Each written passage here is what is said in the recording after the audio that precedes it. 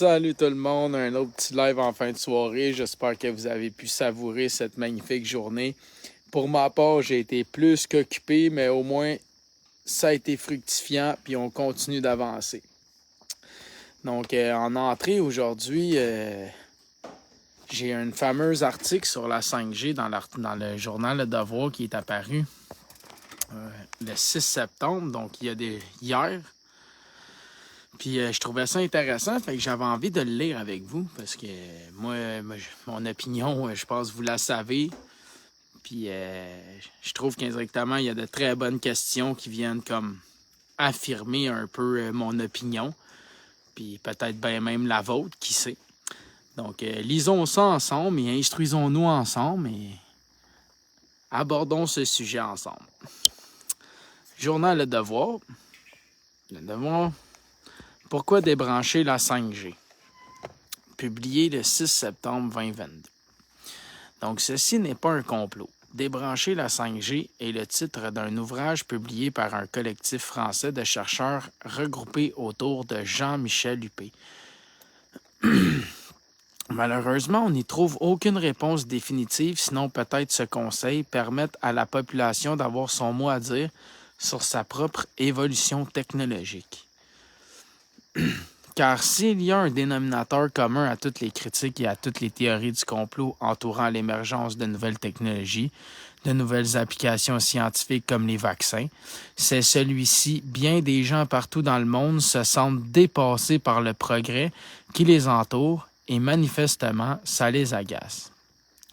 L'auteur emprunte d'ailleurs ce point de vue et l'adapte à la 5G. Sa prémisse, on n'avait pas besoin de cette nouvelle génération de réseaux sans fil. Sommes-nous tombés dans un piège tendu par les technos pour qu'elles puissent s'en mettre encore plus dans les poches? Le développement de la technologie de téléphonie 5G est un cas d'école de la course en avant technologique et de l'obsolescence programmée, lance-t-il dès l'avant dans ses propos. Le premier tiers de l'ouvrage de 155 pages porte sur une opération séduction faite par l'industrie pour convaincre les autorités et le public des bienfaits à venir promis par la 5G, y compris un bon nombre de nouvelles applications révolutionnaires dont on ne connaît pas encore la nature. Intervention chirurgicale à distance, réalité virtuelle augmentée, sans fil, voiture autonome totalement à l'épreuve des accidents. Tout ceci n'est aux yeux du chercheur que de la poudre aux yeux pour justifier des investissements de plusieurs dizaines de milliards de dollars dans de nouvelles tours cellulaires et de nouveaux appareils sans fil. On parle même déjà des réseaux 6G. Le hic, on ne sait pas si ces technologies verront le jour. Quand il parle des voitures qui se conduisent seules, des nouvelles applications, de la chirurgie à distance et tout ça. On ignore encore plus en ce moment si les bénéfices qu'on tirera de la 5G seront supérieurs à ses inconvénients. C'est une fuite en avant sur laquelle, à l'évidence, les gouvernements et la société civile ont complètement perdu le contrôle. L'industrie rappelle qu'on ne pouvait pas prévoir avant le lancement des réseaux actuels, appelons-les 4G ou LTE, l'impact qu'aurait sur l'économie et la société l'iPhone, les téléphones, Android et leurs boutiques respectives d'applications mobiles. Ce qu'on sait et ce qu'on ignore. Quels sont les inconvénients de la 5G? Là, on entre dans un espace flou. Ça me préoccupe, ça. Quand on ne sait pas c'est quoi les inconvénients d'une technologie, mais qu'on est en train de la déployer à grande échelle, moi, personnellement, en tant qu'être humain responsable, conscient et libre, je me dis, oups, il me semble que c'est pas normal qu'on entre dans un espace flou par rapport aux inconvénients. Le deuxième tiers de débrancher la 5G, revisite les craintes que cette nouvelle technologie sans fil ait un impact négatif sur la société, l'environnement et la santé. Surtout, on passe à travers un bon paquet d'études scientifiques qui disent une chose puis l'autre et qui se contredisent sans cesse. Donc, comme on le dit, en temps de guerre, il y a un dicton qui dit « En temps de guerre, l'information est toujours imprécise » et les armes électromagnétiques font partie de cette guerre silencieuse menée contre les peuples tels que le Codex Alimentarius ou les métaux lourds, les produits chimiques, les perturbateurs endocriniens et autres stratégies utilisées qu'on sait depuis aussi lointain qu'on se souvient. Donc, voilà pourquoi qu'une étude scientifique dit une chose, puis une autre, et se contredisent sans cesse. C'est la même chose à propos d'un paquet de choses. Pourquoi? Parce qu'en temps de guerre, l'information est toujours imprécise et ça fait partie du but de cette guerre, puisque si tout le monde aurait l'information précise, la guerre arrêterait rapidement. Donc c'est la confusion et cette confusion qui règne, qui amplifie et fait durer et prospérer la guerre. L'impact social de la 5G n'est pas bien différent de celui associé à tout le virage numérique actuel. Il est surtout géopolitique. La menace russe et chinoise en matière de cyberterrorisme est réelle et déjà documentée. Le cas de l'équipement Huawei banni des réseaux 5G occidentaux explique comment le sans-fil est devenu au fil des ans une infrastructure critique pour les États. L'effet de la mobilité sur les enfants et tout ce temps qu'ils passent devant les écrans est un autre détail qui turlupine le chercheur. Là encore, la 5G ne fera probablement rien pour améliorer la situation. Mais on ne peut pas l'accuser d'être à la source du problème. En matière de santé, le rôle des ondes dans la formation de cancer chez l'humain, l'impact sur le cerveau de la chaleur produite par les téléphones cellulaires ou l'hypersensibilité électromagnétique sont soulevés. L'auteur recense à peu près toutes les études portant sur ces sujets et elles vont dans tous les sens. L'impact de la 5G sur la santé humaine, s'il n'est pas nul, n'est pas différent de l'impact des réseaux actuels. L'entrée en service de la nouvelle fréquence aura quant à elle des effets qu'on ignore à l'heure actuelle. Donc, comment est-ce qu'on peut nous dire ici que l'impact de la 5G sur la santé humaine, s'il n'est pas nul, n'est pas différent de l'impact des réseaux actuels, mais que tout de suite après, on nous dit l'entrée en service de nouvelles fréquences aura quant à elle des effets qu'on ignore à l'heure actuelle. En somme, on en ignore beaucoup plus sur l'impact de la 5G qu'on en sait. Juste là, j'ai un méchant problème encore. Comment est-ce que dans une société, on peut lancer un produit sans connaître l'impact qu'il a? Comment ça se fait qu'on est en train de non seulement lancer ce produit, mais on est en train de l'instaurer à une échelle planétaire, partout, dans les grands centres urbains. Puis effectivement, il parle déjà de la 6G puis de la 7G. C'est ça qui est le pire. La 6G est déjà en train d'être conceptualisée puis tout. Puis la 7G, c'est comme la spéculation d'après. C'est un peu comme la science. Tu fais quelque chose. Pendant que tu fais quelque chose, tu es en train déjà de voir le prototype, de l'améliorer. Puis là, tu vois où ce prototype-là pourrait t'amener éventuellement. Donc voilà, c'est un peu la 5G, c'est ce qu'il y a là. La 6G, c'est l'amélioration de la 5G. Puis la 7G, c'est où ce qu'on pourrait se rendre encore plus loin éventuellement. Voilà comment ça fonctionne. Mais moi, ça me fait peur parce que qu'est-ce qui me fait peur là-dedans? Ben, pas la 5G, non. Qu'on autorise des produits à être déployés à une échelle mondiale dans des millions d'exemplaires à travers toutes les villes, puis qu'on ne sache pas qu'est-ce que ça fait. It's not making any sense, man. Fait que moi, c'est ça qui me fait peur. L'entrée en service de nouvelles fréquences aura quant à elle des effets qu'on ignore.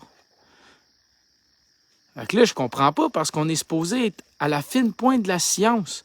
Puis on est supposé de faire quelque chose quand on le connaît et qu'on sait qu'est-ce que ça fait.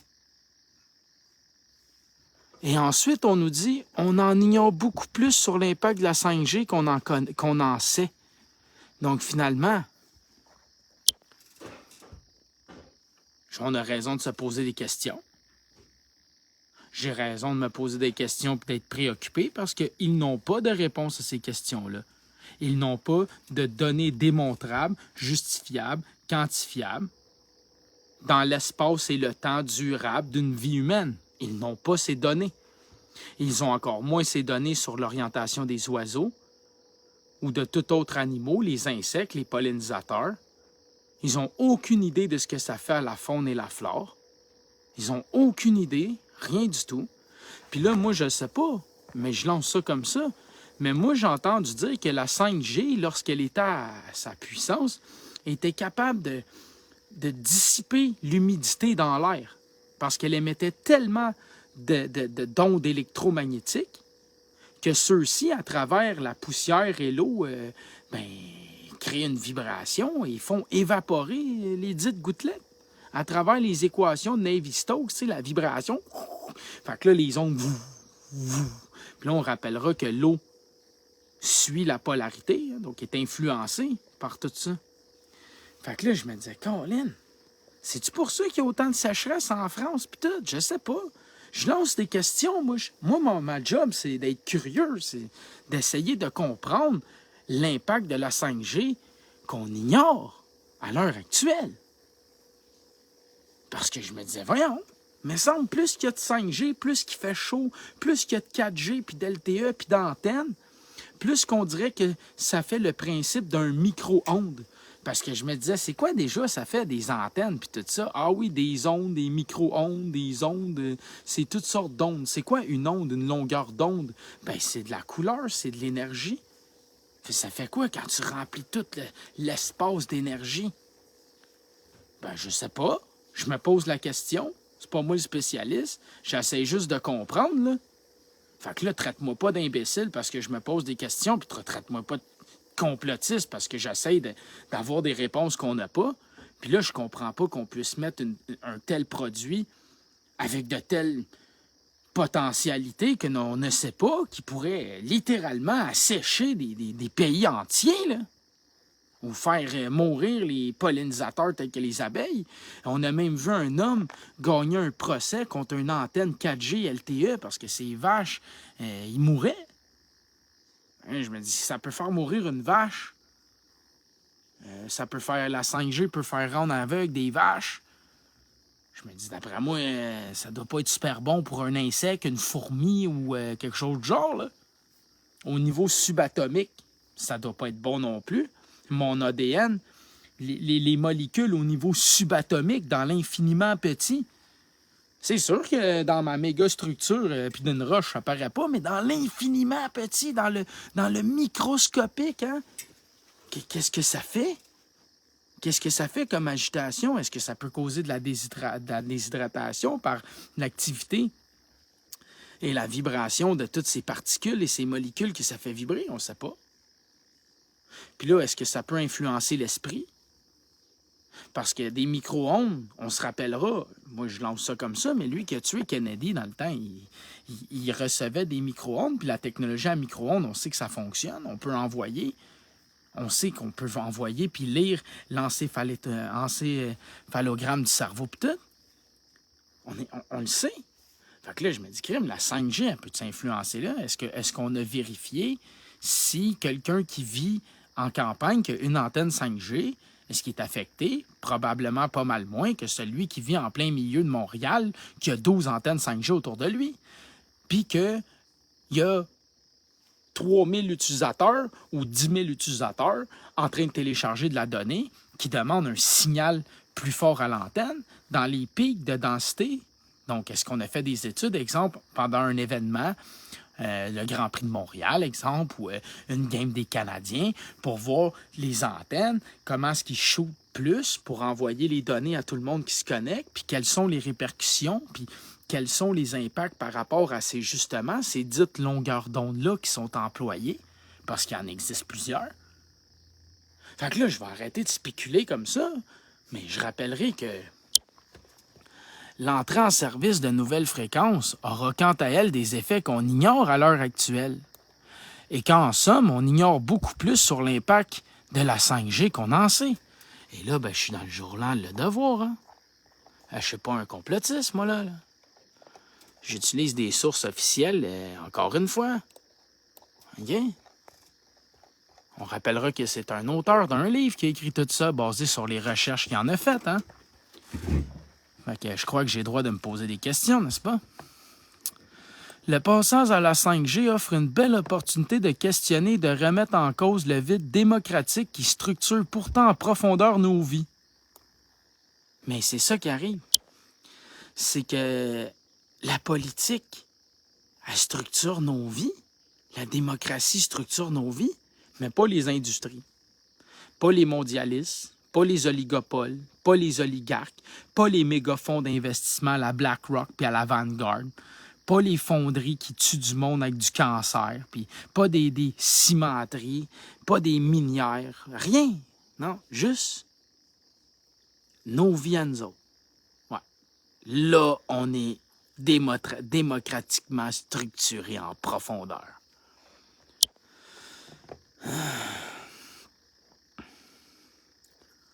Évidemment, on ne peut pas prêcher contre la vertu. On ne sait pas comme cela se passe en France. Mais au Québec, on demande et on redemande sans cesse et généralement en vain un débat de société.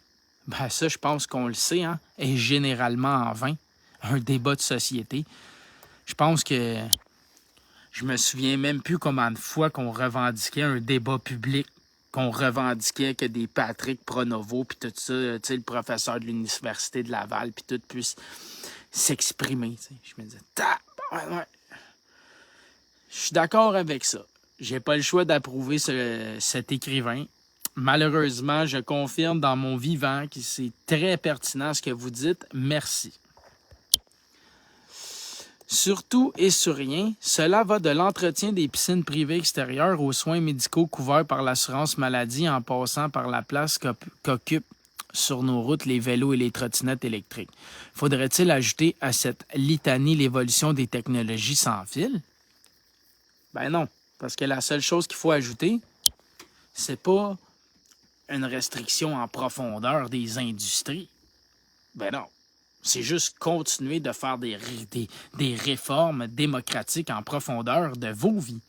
Continuez d'augmenter votre endettement, continuez de vous taxer, continuez de vous imposer, continuez de vous obliger à avoir des permis et toutes sortes d'autres stratégies pour toujours renflouer les coffres de nos amis, de l'État et de leurs corporations mondiales qui, eux, bon, c'est très bien qu'ils sont dans les paradis fiscaux et autres stratégies, mais ils respectent les lois puisque les gouvernements des différents pays les ont montées pour eux et non pour nous. Donc voilà, on arrive à un mode de vie dans lequel nous sommes démocratiquement en profondeur structurés dans nos vies et ces gens-là sont démocratiquement soutenus en profondeur dans leurs industries.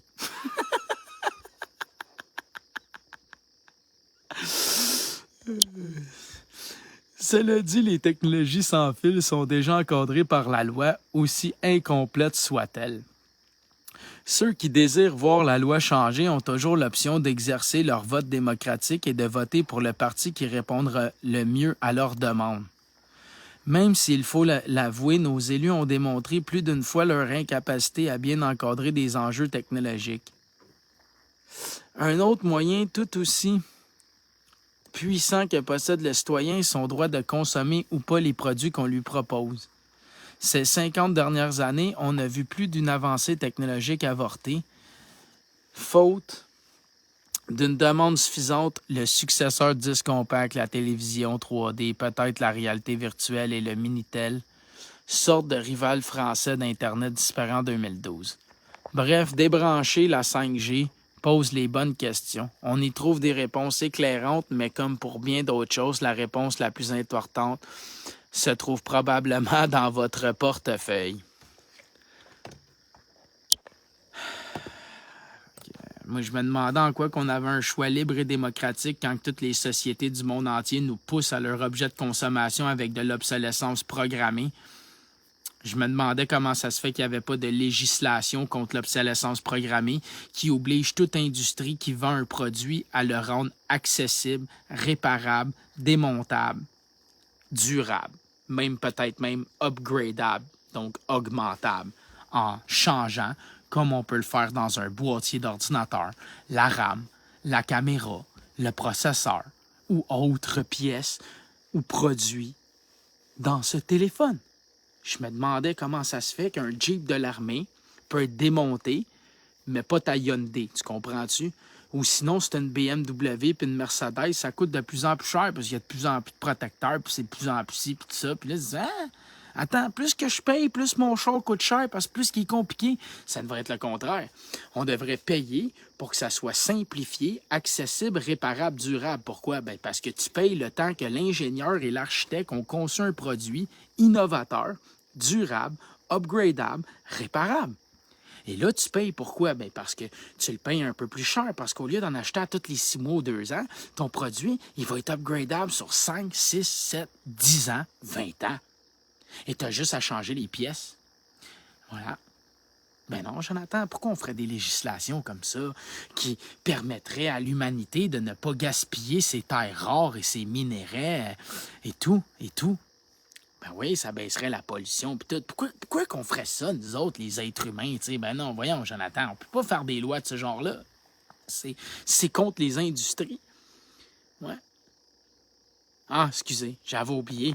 Je pensais que vous étiez là pour les citoyens, les humains, la santé, le territoire, la faune, la flore, la nature, la terre, tu sais, l'intégrité des sols, de l'eau, de l'air. Excuse, j'avais oublié à quoi ça ressemblait. Fait que là, on tombe dans un autre sujet. Tous les liens vont être ajoutés après le live. Puis là, je vais pas trop le commenter parce que c'est clair que je vais pogner une heure, puis il est tard. Fait que ça me tente pas de déranger tout le monde, même si je suis perdu dans le fond d'une barre d'une forêt. Mais je te le dis, moi, ce genre d'affaires-là, encore là, je me dis, voyons, il me semble qu'il y a 2-3 semaines, un mois, j'ai lu un article qui disait que 56 professeurs avaient été condamnés, puis ta. Qu'est-ce qu'on retrouve pas? Journal de Montréal. Sherbrooke. Un enseignant du primaire arrêté pour des crimes sexuels sur des enfants. Des victimes potentielles recherchées. On va écouter le reportage. Ça me fait relaxer. Lui est accusé de crimes à caractère sexuel sur des mineurs. Pour l'instant, on compte 2 victimes alléguées, mais bon, on pourrait y en avoir davantage. Jean-François, en tout cas, selon ce que pensent et croient les autorités. Oui, parce qu'il est impliqué auprès des jeunes de multiples façons. Et je vous explique, alors que je vous montre des photos de l'individu en question, âgé seulement de 25 ans, Raphaël Bellil. Bon, il est accusé d'agression sexuelle et de contact sexuel sur possiblement 2 jeunes enfants, donc de moins de 16 ans. Maintenant, son arrestation a créé une onde de choc, entre autres, au centre de service scolaire des Hauts-Cantons parce qu'il est, depuis l'an dernier, enseignant suppléant dans une école primaire de Quaticook.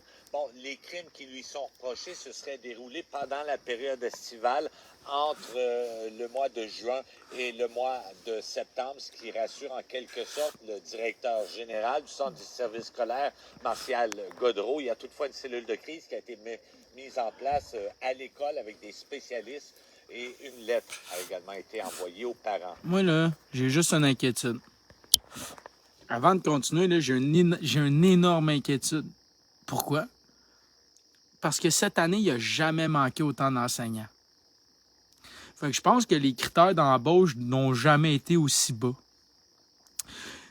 Ce qui va fournir l'opportunité à davantage de gars ou de femmes ou d'êtres humains, hein, d'entités, hein, comme ceux-là, de faire ce genre d'action-là. Pourquoi? Bien parce qu'on a tellement besoin. On a tellement besoin qu'on risque d'engager des gens qui devraient vraiment pas être là. Parce que même dans un temps où on n'a pas vraiment besoin, il y en a qui passent pareil à travers ce système-là parce qu'il y a du bien puis du mal partout. Mais moi, là, je me demande vraiment comment ça se fait que des gens en autorité ne passent pas d'évaluation psychologique au minimum. Je le sais, on ramasserait pas tout le monde, puis il y en a qui passeraient à travers pareil, puis il en resterait quand même qui réussiraient à trouver leur fin. Mais il y en aurait vraiment beaucoup moins, c'est clair. Puis cette évaluation psychologique-là, elle devrait être faite au minimum une fois par année, là. Parce que c'est pas parce que tu vas bien une année que l'année d'après, tu vas mieux, là. Puis c'est pas parce que quelque chose que tu faisais pas auparavant ne peut ne pas se mettre à se produire dans ta vie, là, à un présent donné. Il y a bien des choses qu'on n'a jamais faites jusqu'à un certain jour. Puis on est comme, hein? D'où c'est j'ai commencé à faire ça, moi? Ben, tu le fais pareil. Fait que c'est la même chose pour ces gens-là. Peut-être que pendant 30 ans, ils n'ont jamais pensé à faire ça. Puis là, un moment donné, whoop, ils voient une belle petite adolescente de 14 ans passer. Ils disent, oh, tabarnak. Puis là, il part, hein. Parce que moi, j'en ai vu du monde à la plage, là. Ça a des lunettes, hein. Mais moi, je me promène pas de lunettes. Moi, je mets jamais de lunettes ou presque. Pourquoi? Parce que justement, ça m'oblige à respecter les gens que je regarde. Puis ça m'oblige à être alerte à mon regard. Mais il y en a, ils mettent des lunettes fumées, hein, puis ils s'en vont à la plage. Là, puis qu'est-ce que vous pensez qu'ils font à journée longue? Pensez-vous qu'ils regardent le soleil? Ben. Fait que c'est juste pour donner un exemple. Fait que des évaluations psychologiques, là, il me semble que ça serait la moindre des choses quand tu es une personne en autorité.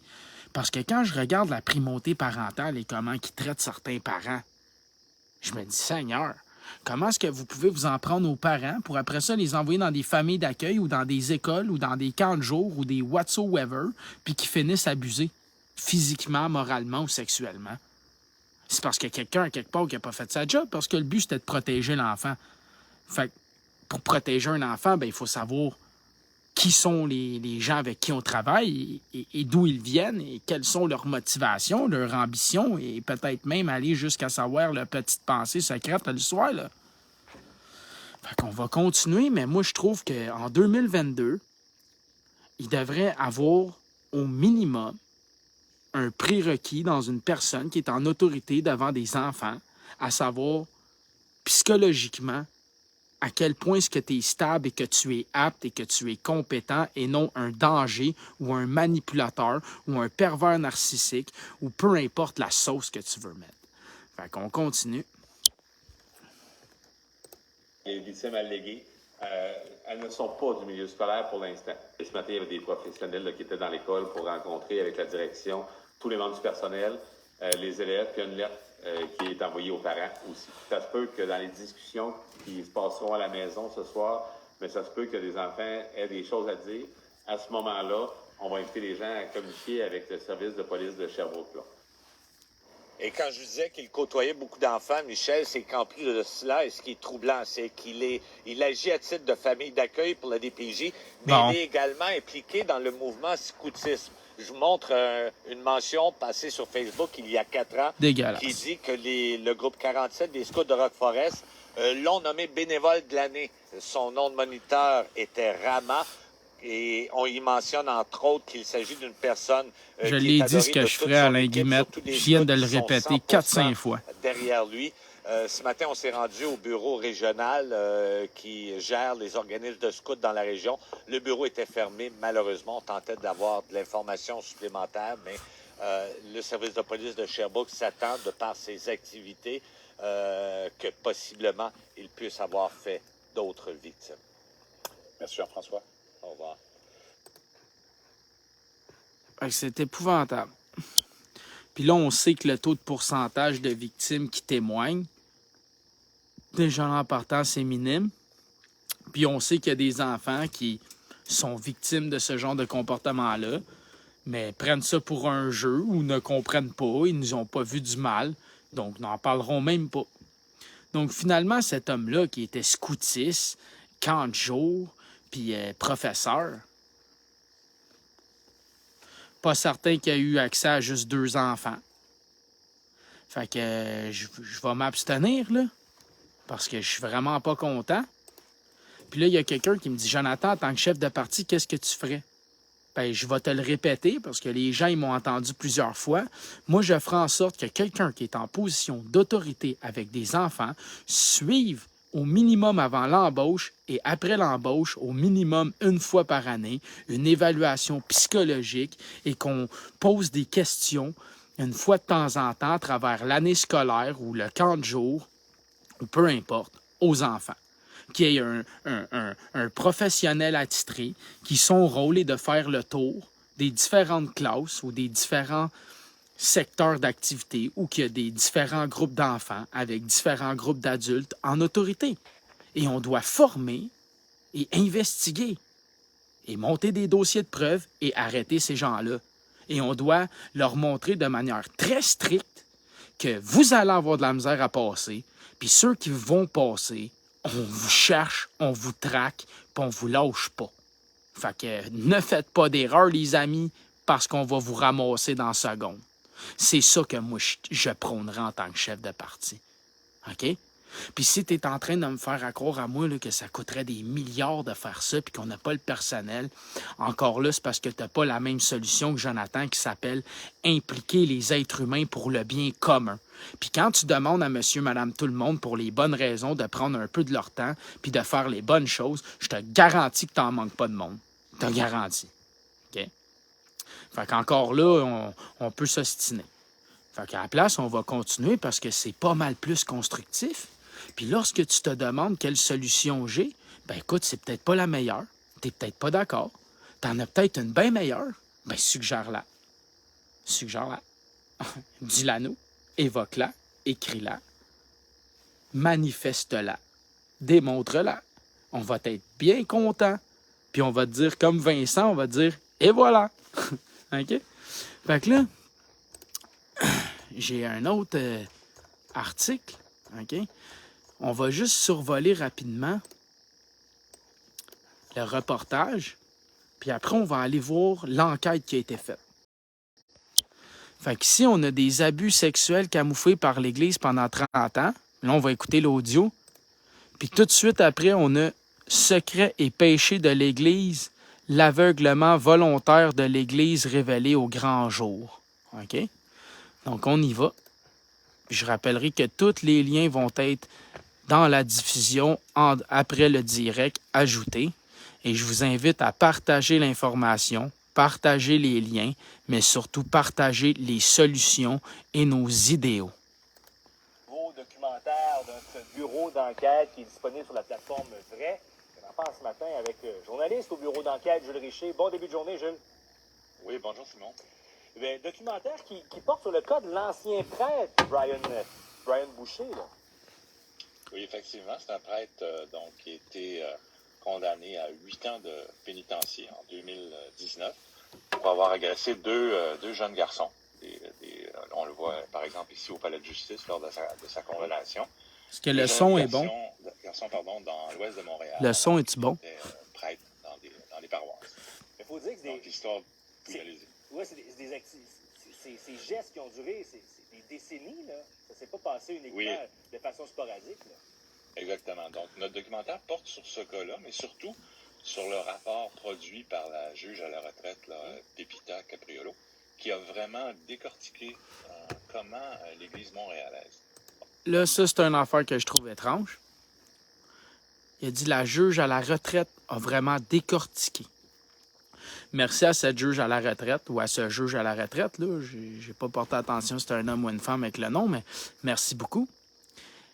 Mais là, ce que je me demande, c'est est-ce que dans le fond, cette juge-là, pendant qu'elle était active, ou ce juge-là, pendant qu'il était actif, craignait pour sa sécurité ou son emploi, donc n'a jamais divulgué cette information, qui s'est fait un plaisir de monter et de bien structurer une fois sa carrière terminée à la fin de sa vie. Donc, je me demandais comment ça se fait que c'est une madame à la retraite ou un monsieur à la retraite qui a fait ça, ce rapport-là. Parce que techniquement, il est supposé avoir un armada de gens compétents dans la 20-30aine, sortis des bancs d'école, prêts à monter aux barricades. Là. Je me demandais comment ça, c'est encore quelqu'un en fin de carrière qui dénonce les choses importantes. Est-ce que ça prouverait une espèce d'omerta, puis une espèce de peur de ces gens-là? Même les juges n'oseraient pas s'exprimer librement? Est-ce que ce serait possible? A fermé les yeux sur un cas sérieux. Un type là, qui aurait dû jamais devenir prêtre, qui l'est devenu, et qui non seulement a agressé des enfants, mais qui a aussi été très toxique avec ses paroissiens, qui a fait des abus de pouvoir, donc tout ça pendant presque une trentaine d'années. Et il est passé Hey. vraiment à travers les mailles du filet, puis, alors qu'il y avait vraiment des gros signaux d'alerte. Le gars, il a réussi à passer à travers les mailles du filet, même s'il y a des gros signaux d'alerte. 30 ans d'abus. Le gars que tout le monde voit, là, c'est monsieur de l'église. Moi, ça me frappe, mais on le sait tout. Mais quand que je corrobore ça avec des histoires du professeur ou des histoires du coach olympique de l'équipe de gymnastique américaine, que vous pouvez voir le documentaire sur Netflix ou d'autres histoires de même, je me dis, ça paraît qu'ils font toutes partie de la même organisation. Ah ouais. La religion, le politique, puis les banques, same shit avec les corporations, c'est les 4 points cardinaux, hein? Ben oui, de qui? Ben, du marché financier puis du cash en haut. Parce que c'est qui leur dieu à ces gens-là? Il y en a qui l'appellent Satan, mais moi, je l'appelle argent. Moi, je l'appelle argent. Le signe du dollar, c'est quoi? Ben, c'est un serpent avec 2 bords. Ben oui, c'est ça que c'est. Fait que ces gens-là, ils vénèrent le dieu argent à côté. Puis c'est qui, ce gang-là? Ben, les corporations, les politiciens, les banques et les religions, avec les militaires, puis la police. On est rendu à 6. Ouais. Bon. Après ça, t'as quoi? Ben, t'as tout le reste en dessous, là, ouais. Jusqu'au petit paysan en dessous, là, le va-nu-pied, là, c'est le crève-faim, là. Ben, qu'adons ça. Fucked up, hein? Fait que là, autant que le gars qui est dans l'église, autant que le gars qui est en politique, autant que le gars qui est juge ou qui est policier ou qui est dans les statuts qu'on a mentionnés, il n'y a pas de problème, l'ami, on va te dénoncer à la fin de ta vie. Puis là, ça me fait penser à une autre affaire que je parlais. Le vrai problème, la corporation, son représentant à la pancarte, qui est remplacé par l'autre en arrière. Fait que là, t'as l'église, hein? Elle est pas contente. Elle est dans la marde. Fait que là, qu'est-ce qu'elle fait avec son vieux représentant qui a abusé du monde pendant 30 ans, comme la corporation ou le vieux politicien ou le vieux banquier ou n'importe qui du genre, ou lui qui se met trop dans la sauce? Ben, il le remplace. Il reste la même business en arrière. On l'explique à tous les jours à cette heure. On devrait comprendre. C'est qui la business en arrière? Ben, c'est celui qui a donné le pouvoir aux juges, aux policiers, aux corporations, puis tous ces gens-là qu'on dénonce. Là, tu vas me dire, oh, mais Jonathan, c'est qui leur a donné ce pouvoir-là? Ben, l'argent, les marchés financiers, les fonds d'action. Ben oui. Fait qu'on retourne en rond. Fait que là, finalement, on se dit, c'est qui le big boss de tout ça? Ben, ça dépend des générations. C'est une pancarte. Chaque génération a sa pancarte. Ouais, sa pancarte. La génération d'après moi, elle avec. À sa pancarte. C'est réglé. C'est qui le big boss? Ben, la machine à cash.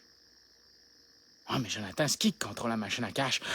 Ah, ben là, t'as la question à tabarnak, là. Là, t'as la question à tabarnak. C'est qui contrôle la machine à cash? Ouais. Ça pas. C'est-tu des humains? C'est-tu des extraterrestres? C'est-tu Dieu? C'est-tu Satan? Je sais pas. Je sais pas, c'est qui? C'est-tu les Rothschild? C'est-tu les Rockefeller? C'est-tu le Vatican? C'est-tu l'islam? C'est-tu les chrétiens? Je sais pas. C'est qui print le cash? C'est-tu basé sur l'or ou c'est basé finalement sur les ressources? Parce que dans le fond, il y a des minéraux puis des affaires comme l'antimatière et tout qui valent bien plus cher que l'or. Puis là, finalement, c'est basé sur quoi tout ça? Je sais pas. Je sais pas. C'est que si tu as une réponse à me suggérer, donne-moi là, parce que sinon, on va continuer le reportage. Mais je me disais, il me semble que c'est toute la même gang qui, à chaque fois, comme eux, ben, ils se font prendre à la fin de leur vie. Ils ont abusé des gens toute leur vie. Puis au lieu de, justement, s'occuper de la structure en arrière d'eux, ben, on leur dit, qu'un, bonnes vacances, man. Qu'un, bonne prison, man. Qu'un, bonne retraite, man. Pfff, ça repart. Fait que réfléchissez puis dites-moi, c'est qui le dieu argent? C'est qui? C'est-tu Jules César, asti? Je sais pas, là, je lance ça de même. Il est mort, ça fait longtemps, mais c'est qui le dieu cash?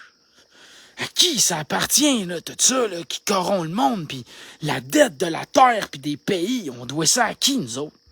C'est à qui qu'on doit ça?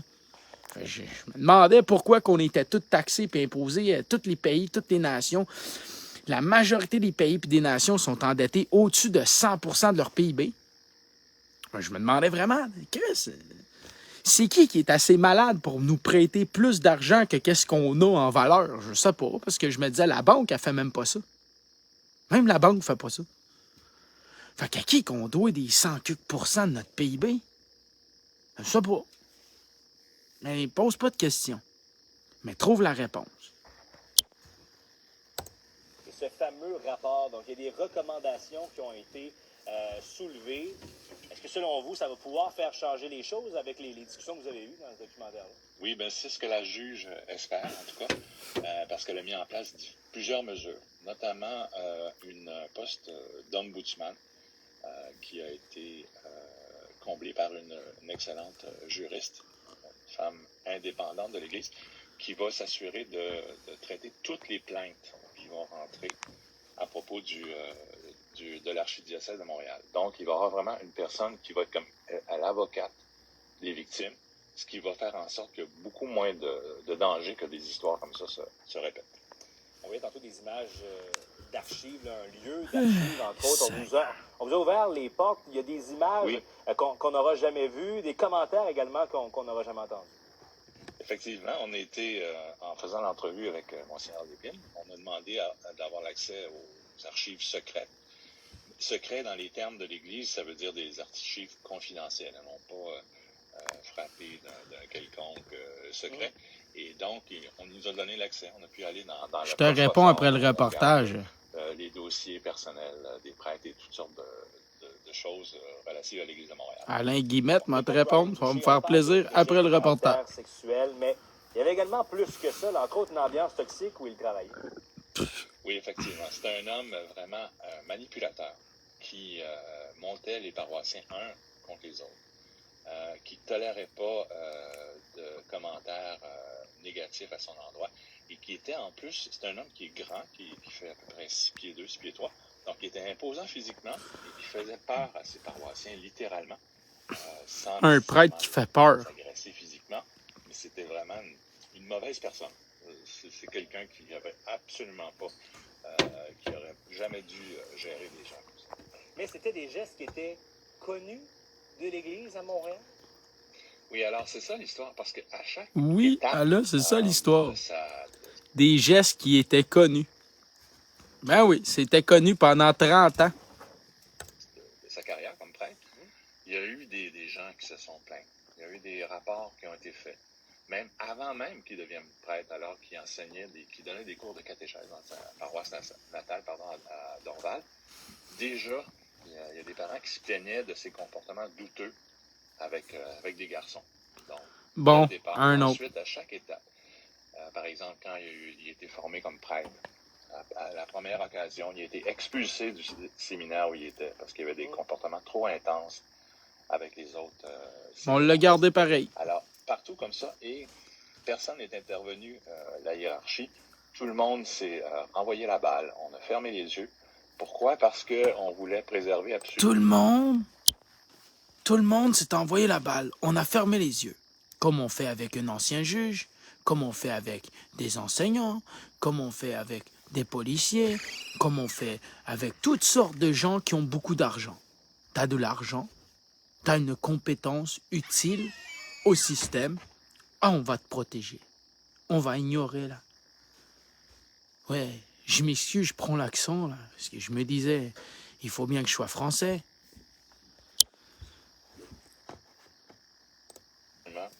Le prêtre, parce qu'il manque d'effectifs dans l'Église.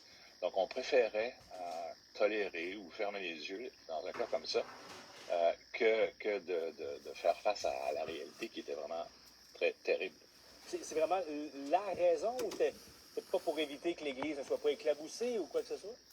Ben, c'est un paquet de raisons. C'est une organisation dysfonctionnelle, comme le dit la juge Capriolo, parce que chacun ne veut pas prendre de responsabilité. Donc, on ne veut pas que l'Église soit éclaboussée. On a peur du soi-disant scandale. On ferme les yeux, on ne croit pas les gens qui se plaignent. Alors, c'est tout un ensemble de raisons qui fait qu'en bout de ligne, Ah une ben, machine regardons ça. qui est détraquée. Fait que là, comme on l'a vu avec André Pitt dans la vidéo que j'ai montré à la fin de mon live hier, on a un fonctionnaire de la bibliothèque qui se plaint. Ah, lui, on le crée. Fait qu'on empêche un autre citoyen, même s'il se fait violer ses droits, de rentrer dans la bibliothèque. Il est intimidé, il est menacé, mais il n'a pas commis aucun crime. Puis de l'autre bord, ben, quand t'es victime d'agression sexuelle par un politicien ou par un policier ou par un prêtre ou par quelqu'un dans ton camp de jour ou à l'école, ben, t'es un enfant. T'es pas crédible. Ben non. Ben ouais, donc, c'est un directeur d'école. Pourquoi qu'il voudrait te pogner les testicules, là? Tu dis n'importe quoi. Pourquoi qu'il t'aurait montré ses parties intimes? Voyons donc, franchement, là, tu dis n'importe quoi. Arrête ça, là. T'as 7 ans, t'as 10 ans, t'as 15 ans. Tu dis ça juste pour y faire des problèmes, voyons. Ouais. Ben oui. C'est ça qu'on fait. C'est ça qu'on fait, hein? C'est ça que la société fait, n'est-ce pas? Ben oui. C'est en plein ça qui se passe. Combien de dossiers nous le prouvent à travers l'histoire de cette justice et de tous ces accusés, nombreux soient-ils, peu importe leur position et leur nom. Qu'est-ce qu'ils ont fait? La même genre d'agression. Qu'est-ce qu'ils ont reçu? La même genre de protection. Rappelez-vous, encore il y a quelques mois, l'enseignant qui photographiait en dessous des jupes des élèves. Ah, t'es pas fin. Ah, t'es pas fin. Ah, ouais. Ah, hey. À rien. L'autre juge, l'autre fois, là, quelque part dans l'été ou au printemps qui a passé, même affaire. À rien. Moi, tu tapes. L'autre, Boisclair. Le politicien, Boisclair. Ah, tu tapes. Ah, ben là, t'es exposé, mon homme, là. T'es dans les médias à côté, là. Hey. Oh, tu tapes. Ouais.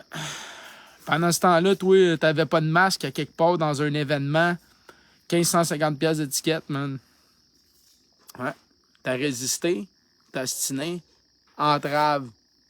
Ouais. Peut-être même voie de feu aux policiers. Ouais. Ah ouais, la totale. Tout ça pourquoi? Ben, écoute, t'as pas de masque.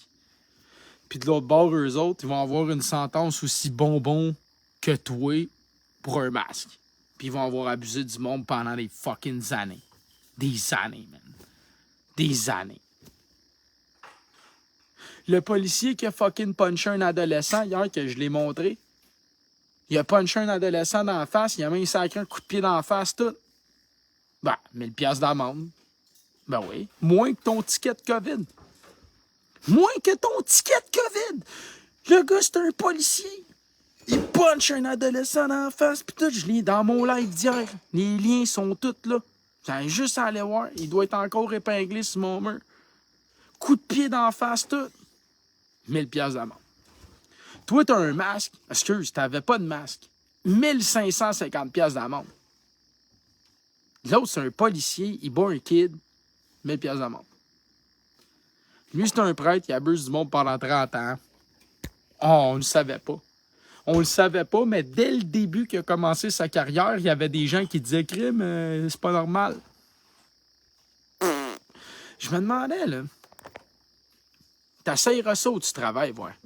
Essaye d'avoir un comportement comme ça dans un employé comme étant un Walmart, un Canadian Tire ou n'importe quel Big Corp, OK?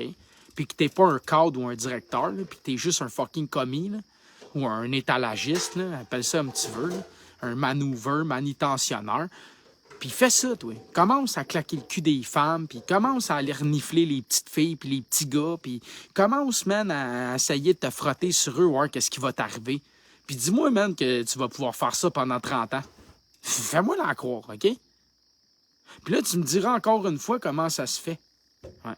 Comment ça se fait que c'est comme ça? Parce que sinon, monsieur, madame, tout le monde, je dois être fou raide. Non? Parce que moi, je te le dis, j'ai pas de masque, 1500 piastres d'amende.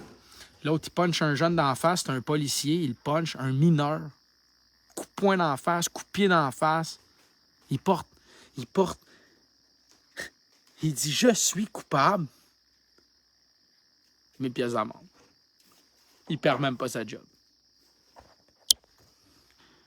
M'en répondre, inquiète-toi pas. Après le reportage. Qui laisse passer des gens comme ça qui auraient dû jamais, qui auraient dû être attrapés dès le premier coup. Même, on l'envoie à un moment donné en thérapie dans un institut en Ontario qui est géré par l'Église catholique. Et là, on dit peut-être qu'il y a des problèmes sexuels, tout ça. On lui passe Peut-être qu'il y a des problèmes. un test qui s'appelle le test ABLE, qui est un test qui est pas bon, qui est dépassé parce qu'il est très facile à contourner.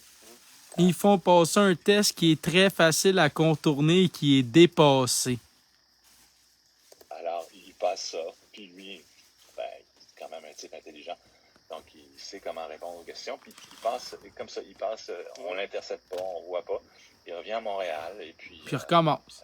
l'archevêque de l'époque, M. Arthur Cotte, l'envoie dans une paroisse tout seul à la ville de Montréal, puis et là, ça continue.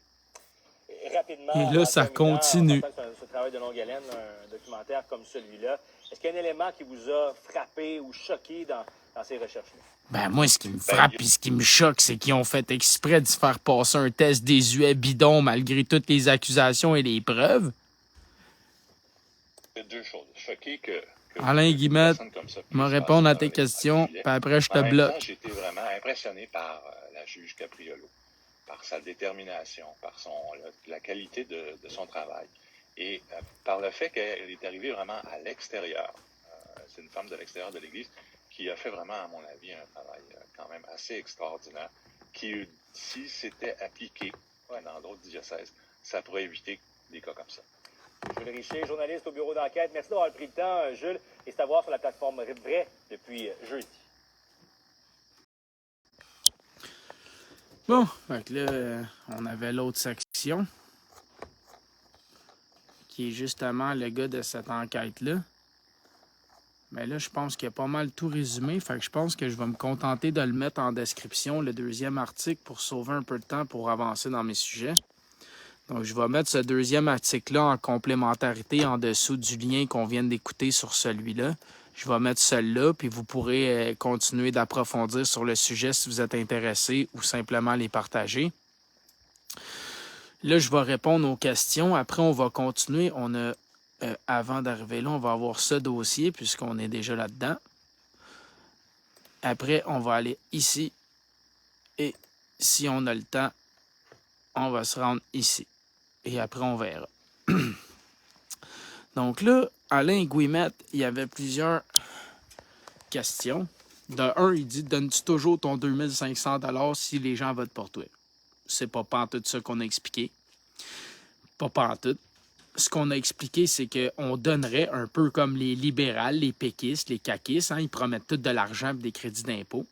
Donc, nous, on permettrait d'obtenir un chèque aux êtres humains qui ont l'âge de voter et qui appliquent ce vote, peu importe à quel parti.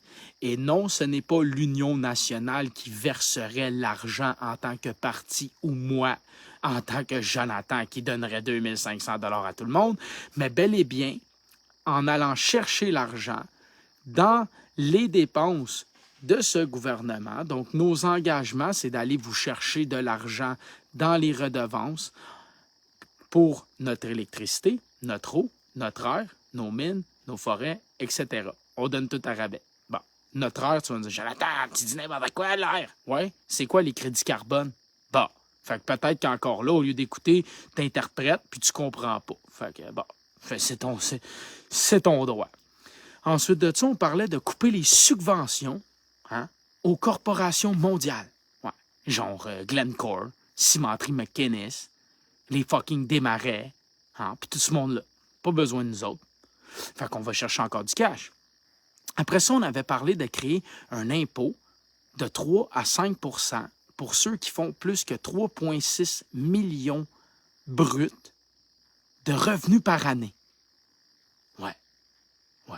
Tu commences à comprendre comment on a dit qu'on allait reverser 2500 $ aux gens à travers notre programme et le budget des Québécois en allant chercher l'argent dans les paradis fiscaux et tout ce que j'ai mentionné auparavant.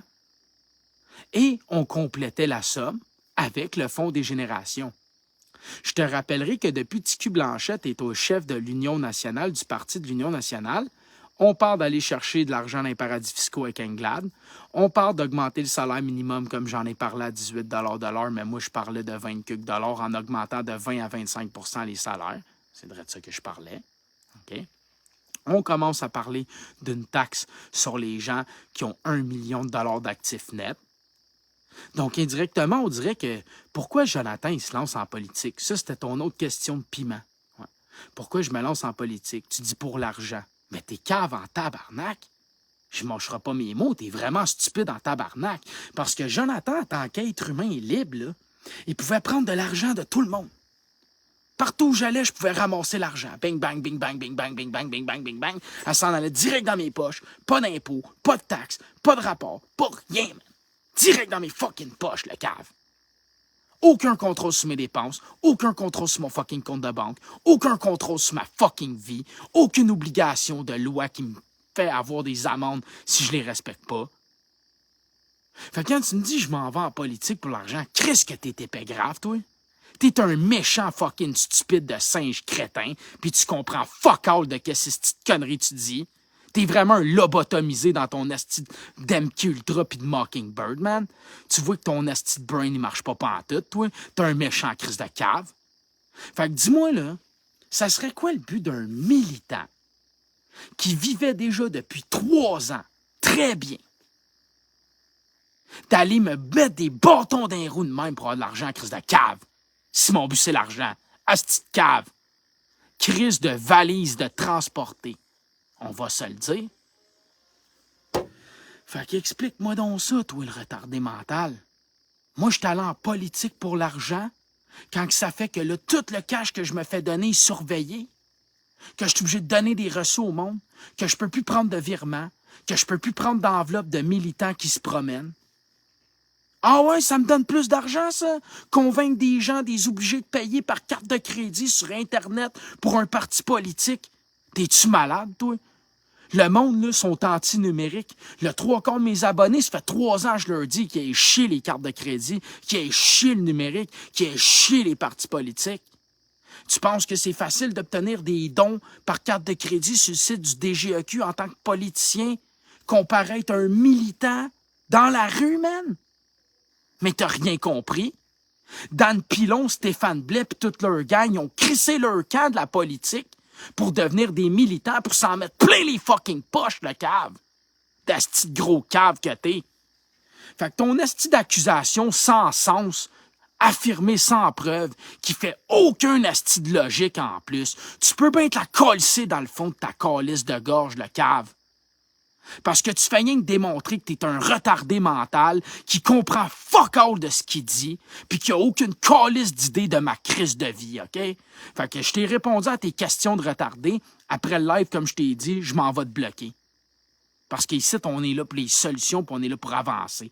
Puis j'ai répondu à tes questions parce que je voulais mettre ça clair pour n'importe qui voudrait douter que moi, je m'en vais faire une pause de cash, le cave.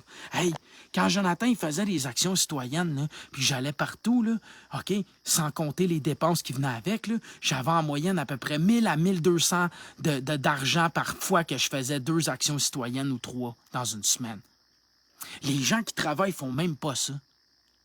Mais eux, ils étaient heureux de me le donner. Pourquoi? Parce que je me déplaçais avec eux, que ça fait 3 ans que je me bats avec eux, que je leur donne des solutions, puis que je mange les coups avec eux, man. Ils étaient très heureux de me le donner. Pourquoi? Parce que c'est un échange. Ils me donnent et je leur donne. On participe ensemble. On s'associe ensemble. On fait quelque chose ensemble. C'est ça le droit de s'associer. Tes crises de frais d'assurance, tes frais de syndicat, tes frais de ci, tes frais de ça, c'est des frais d'association, le crétin. T'as le droit de t'associer, tes impôts, tes taxes, ton permis, c'est tout de l'association, ça, c'est sans dessin. Ton droit à l'élection, c'est de l'association, ça, avec. C'est quoi le problème d'empêcher les gens de s'associer? T'es jaloux? Fait qu'à un moment donné, man, là, fais donc du crise de sens dans ta vie. Sinon, ferme donc ta gueule, puis ferme-la donc solidement ta gueule. Sinon, ben, fais-toi claquer les genoux, puis même tu sais mort, tu iras prier ailleurs, le cave. Je commence à en avoir mon cul des imbéciles comme toi, moi. Tu comprends rien de rien, puis tu te prends pour un supérieur, man. T'es supérieur à qui, toi, câlisse? T'es même pas capable d'interpréter correctement une asti d'information. T'es même pas capable d'analyser, câlisse, le sens logique, mathématique et législatif, crise de mes libertés qui sont grandement restreints.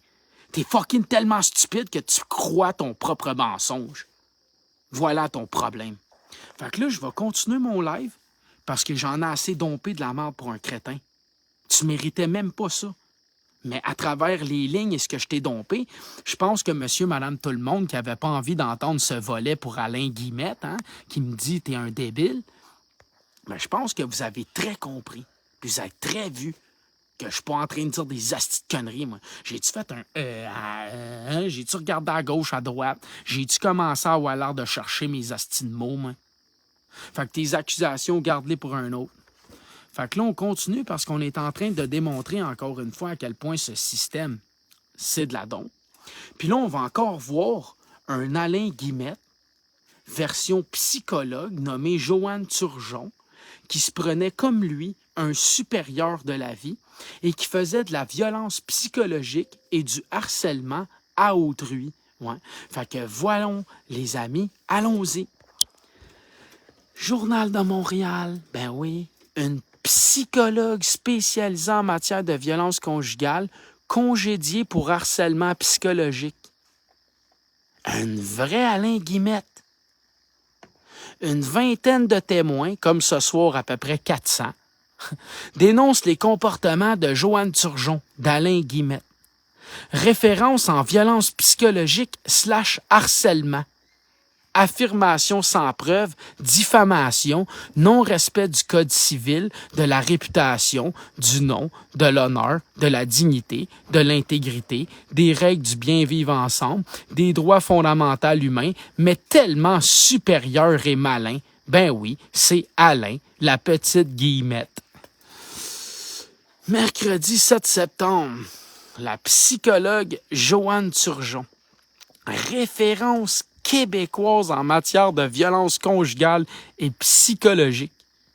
Non seulement c'est une psychologue, mais c'est une référence québécoise en matière de violence conjugale et psychologique. T'sais. It's making full of sense. Ben, c'est normal que ça soit la référence finalement, Jonathan. Non seulement elle a eu une formation là-dedans, mais elle se pratiquait tous les jours et même sur ses clients. Ben oui, oui, comme Alain Guillemette. A été congédié d'un poste de direction pour avoir harcelé des collègues au travail, a appris notre bureau d'enquête. Chargé de cours à l'Université de Montréal, experte invitée au tribunal et dans plusieurs médias, Joanne Turgeon aurait manipulé et rabaissé au moins 3 femmes qui travaillaient à ses côtés chez SOS Violence Conjugale.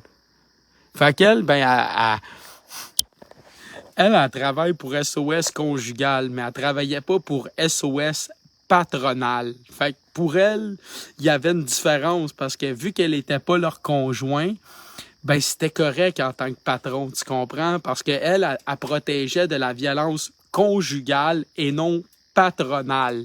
Donc, il faut excuser cette universitaire qui fait partie des 27% d'analphabètes fonctionnels. Elle avait mal compris la complexité d'un mot tel que conjugal et patronal. Donc, nos plus plates excuses en son nom, cette Joanne Turgeon. Ben oui, pas le poisson, là. Non, non. L'esturgeon, tu sais. Bon. C'est quelqu'un qui connaît les rouages de la violence psychologique et qui les utilise, résume une de nos sources qui, comme toutes les autres, s'est confiée sous le couvert de l'anonymat par crainte de représailles. Encore quelqu'un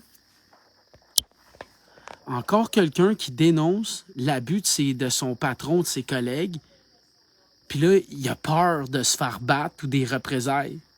C'est incroyable, là. C'est comme, genre, tu me fais du harcèlement, tu m'harcèles, man, tu me fais de la violence psychologique, je te dénonce, mais il faut que je me cache parce que j'ai peur que tu recommences ou que tu me battes ou que tu me tues ou que tu me violes ou que tu me kidnappes ou que peu importe, que tu me tortures, peu importe la peur. C'est malade, là. Fait que là, finalement, tu te rends compte que dans le fond, on vit dans un monde de soumis, peureux, des couards, des pleurs. Ils sont rendus où, les Vikings?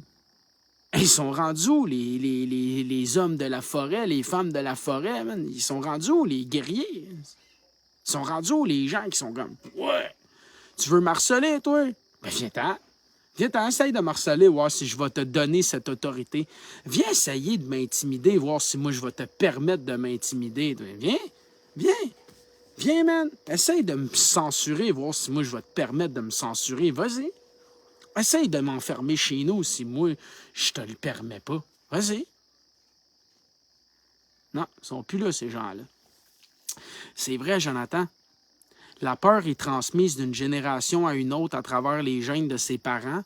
Et malheureusement, nous sommes des colonisés qui vivaient dans la forêt, qui ont probablement été massacrés, pillés, puis devenus esclaves à travers nos mères ou en étant enfants, peut-être même janissaires qui a massacré la tribu d'à côté qui étaient nos voisins. Puis on a fait ça pendant des générations et des générations et des générations sur toutes les populations qu'on a découvertes jusqu'à ce jour. Ah, c'est pour ça qu'il ne reste plus beaucoup de guerriers.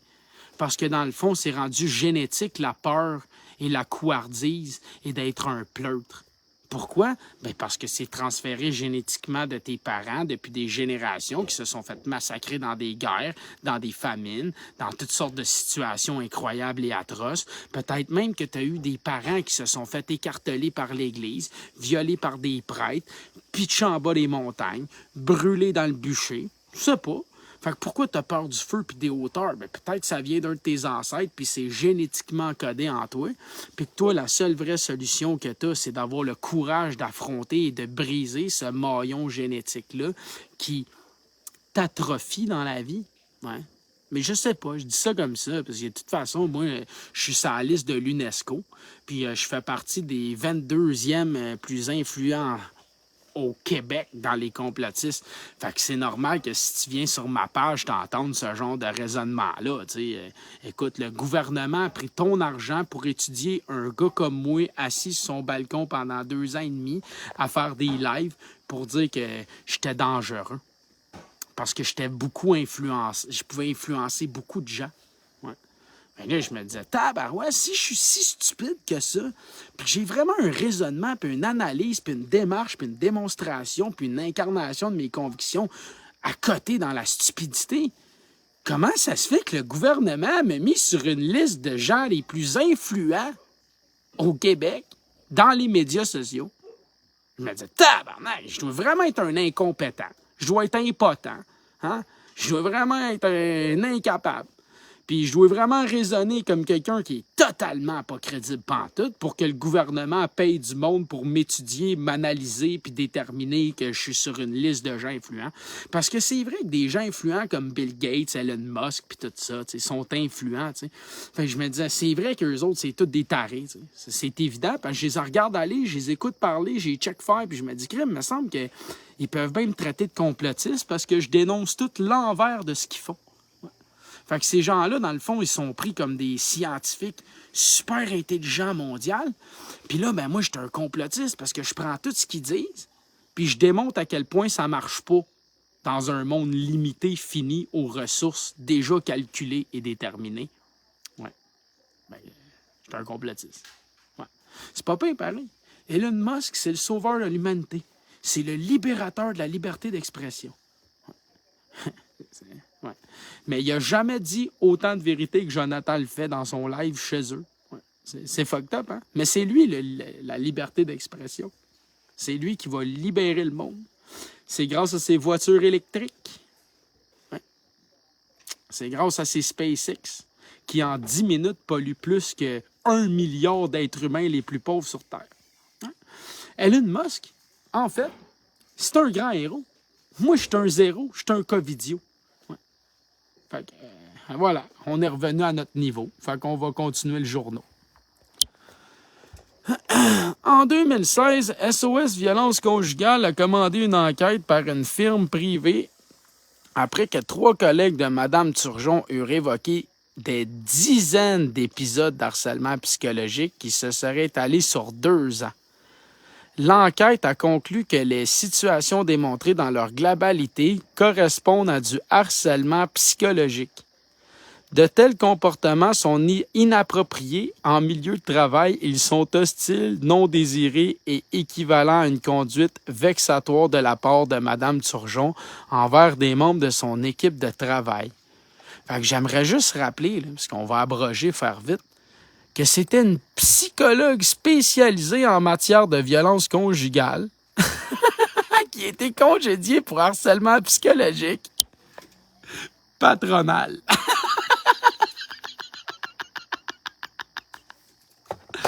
Bon, on continue dans l'exposition de cette corruption. Puis encore une fois, là, je sais pas, mais moi, je l'aime bien, le Journal de Montréal. Je sais, il y a la presse, le Soleil, le Devoir, puis tout. Mais tabarouette, voyez-vous, tous les articles, ça venait tout, à part le premier de la 5G, du Journal de Montréal. Ça fait longtemps que j'utilise le Journal de Montréal. D'après moi, ils ont compris, eux autres.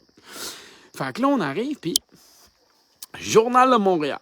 Un fonctionnaire de Montréal arrêté par l'UPAC pour abus de confiance. Hey, ça va bien, asseoir dans les médias. Mercredi 7 septembre 2022.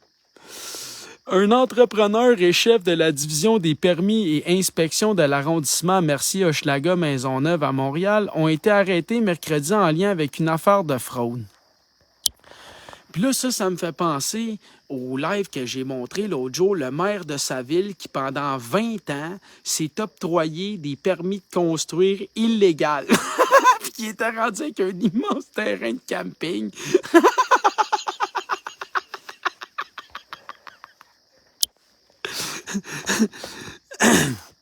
Selon l'unité permanente anticorruption, l'entrepreneur Tinel Timu et son employée Elana Christina Arudan ont tenté de corrompre des employés de l'administration municipale montréalaise afin d'obtenir des avantages indus.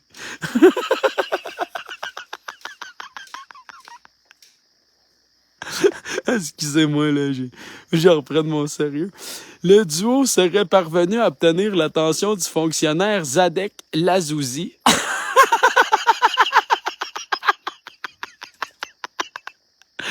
C'est quoi ça?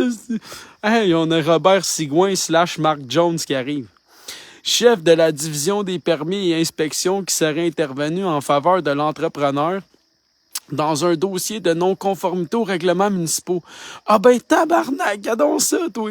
Ils respectent pas les règlements, fait que là, ils leur donnent de l'argent pour...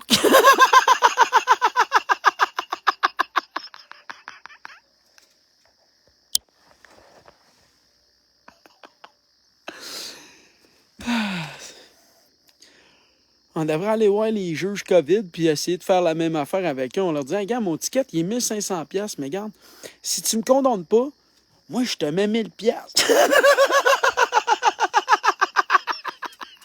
C'est une blague, là, je suis pas sérieux, là. Là, venez pas me dire, oh mon Dieu, il y a un chef de parti qui suggère de corrompre les juges. Oh mon Dieu, quelle atrocité. Calme tes nerfs, là.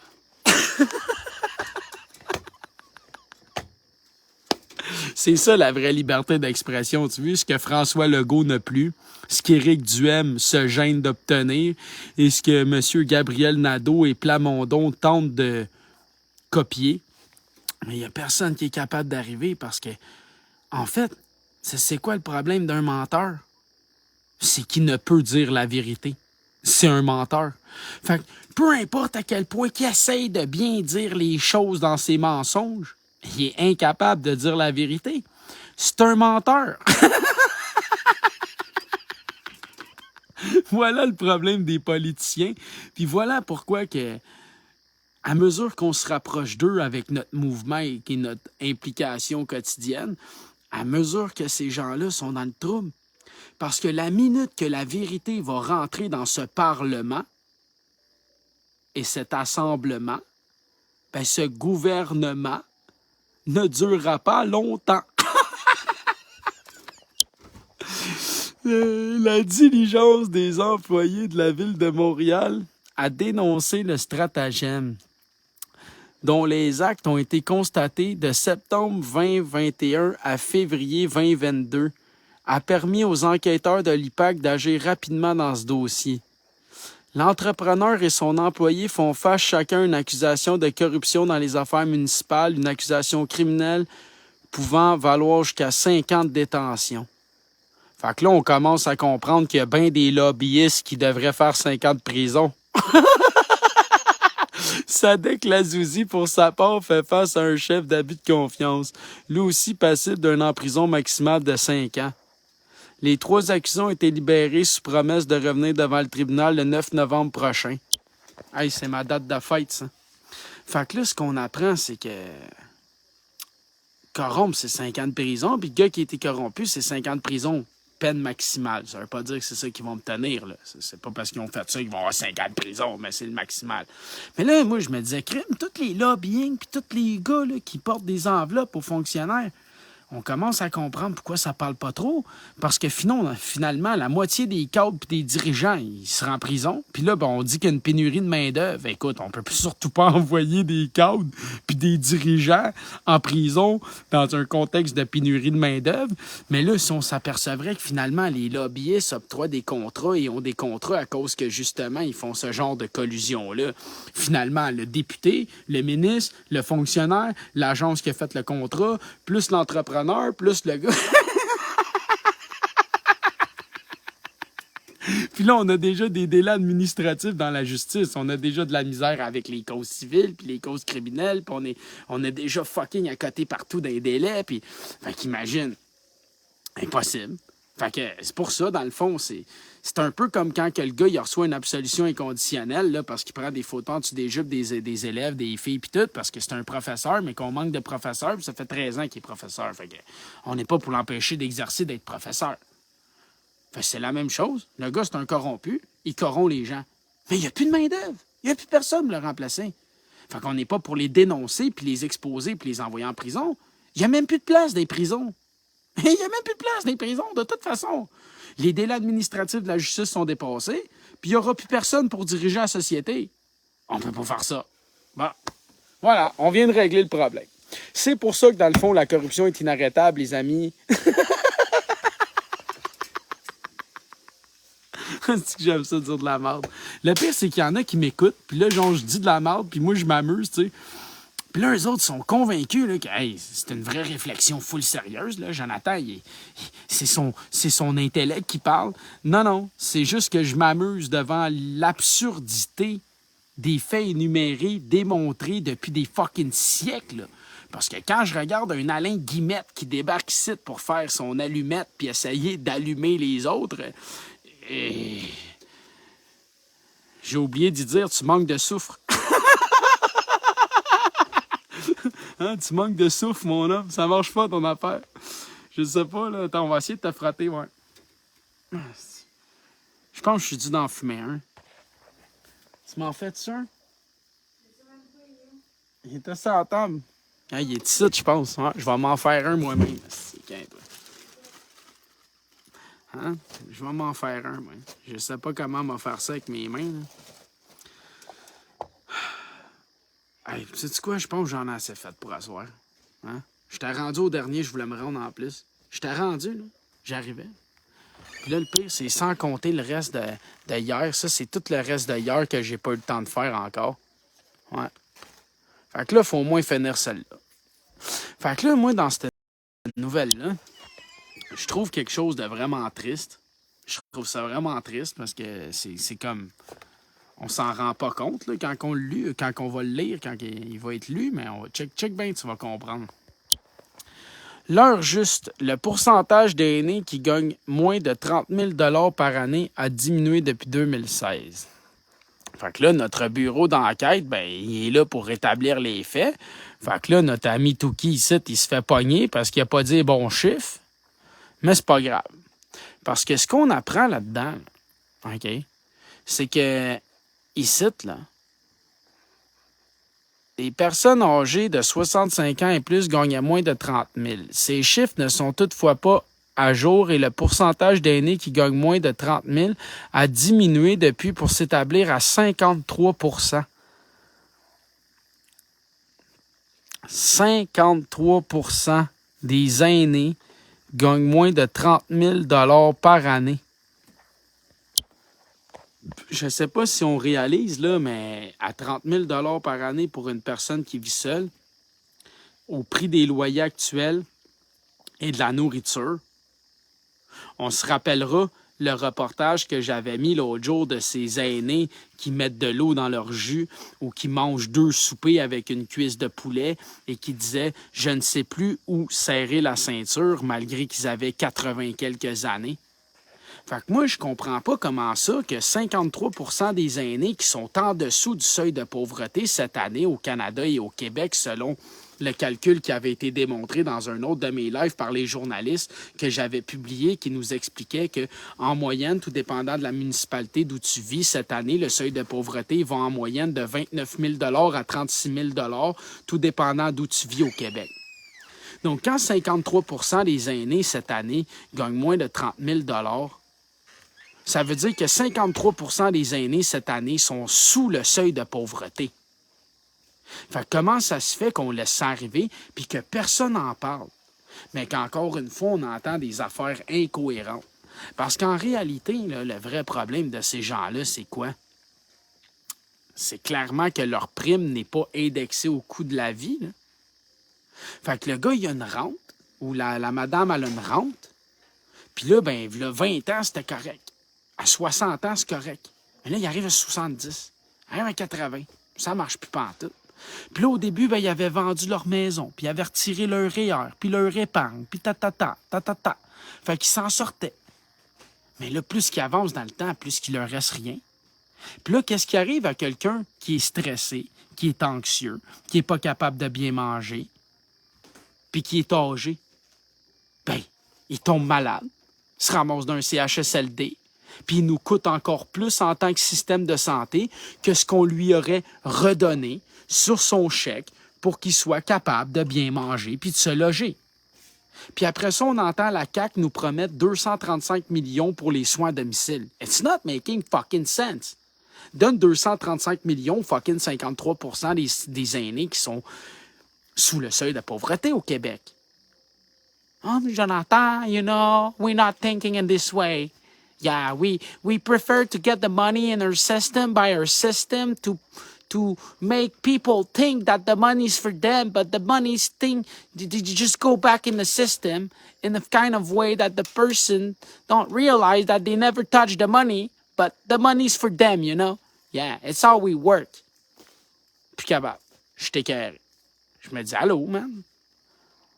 Puis oui, effectivement, Serge Lavallée, tu as très raison. Il y en a qui gagnent moins de 20 000. On l'a vu, 19 500 dans le reportage que j'ai passé cette semaine. C'est pas moi qui les fais, les reportages. Hein. Vous savez, quand je dis les reportages que j'ai passés, c'est parce que je parle des médias québécois. Vous le savez, ceux qui me suivaient, là, qui m'écoutaient, puis qui partageaient nos convictions communes, même s'il y a des choses qu'on prend, puis d'autres qu'on laisse, puis qu'on n'est pas toujours d'accord. Vous savez très bien que ce qui fait ma force, c'est que j'utilise les médias officiels. J'utilise ce qui est démontrable depuis le tout début.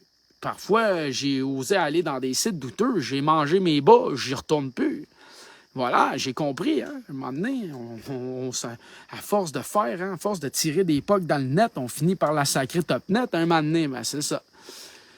Fait que moi, c'était ça, le fait que je trouvais vraiment aberrant et atroce là-dedans.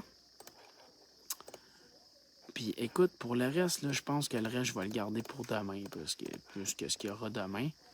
Puis là, j'aimerais faire jouer un clip, ça dure 5 minutes, c'est sur l'économie. Puis là, on apprend que le taux directeur, il a monté, on le sait, mais ce qu'on va apprendre, c'est que peut-être même que le taux directeur pourrait monter jusqu'à 4 % bientôt. Puis là, moi, je me rappelle, hein, puis les gens qui m'écoutaient, là, que vous m'avez entendu, j'en parlais de ça, que le taux allait monter à plus que 3,5 % puis tout. Je l'avais dit, je l'ai dit, je l'ai démontré dans cette époque-là pourquoi j'expliquais tout ça au moment du début de la guerre en Ukraine et tout ça, puis que je faisais ma spéculation comme j'aime bien la faire à ma façon. Mais j'avais tout dit ça. Ben nous y voilà, 3,25 et bientôt 4. Écoutons.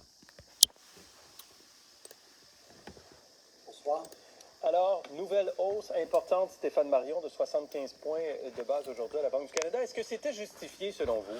Puis, excusez de faire pause, j'aimerais juste rappeler que déjà cette année, à 0,25 % à 1,5 %. 33 % les entreprises canadiennes fermaient. 20 à 25 % les familles perdaient leur maison. Et de plus en plus de propriétaires ne percevaient plus leur loyer. Et l'endettement a atteint des sommets à un point tel que maintenant, une situation critique au pays pour 70 % des étudiants, plus capables de trouver de logement, plus capables de se loger. Mais on y reviendra. Mais là, on rappellera que ces statistiques-là arrivaient à 1,5 % et 0,25 %. J'aimerais rappeler qu'on a déjà montré que chaque quart de point, donc 0,25 %, augmentait les hypothèques de plusieurs dizaines, voire de centaines de dollars par mois de paiement. Donc, encore aujourd'hui, on a eu une hausse de 0,75 %. Donc, encore aujourd'hui, les familles, les entreprises et les ménages endettés vont avoir encore plus à payer à la fin du mois dans leur solde dû. OK? Puis là, on a Mike Deschaines, que j'ai bloqué, qui s'est fait un nouveau compte, et il s'appelle Mike Day. Donc, rebonjour Mike Deschaines. Sache que tu vas être rebloqué à la fin de cette vidéo. Fait que bravo pour le temps que tu perds à venir nous troller, puis bravo pour le temps que tu perds à te faire des faux comptes. Fait que je t'annonce, perds pas trop de temps, mon champion, parce que chaque fois que je vais te reconnaître, je vais aller supprimer ton compte. Ça va me faire plaisir.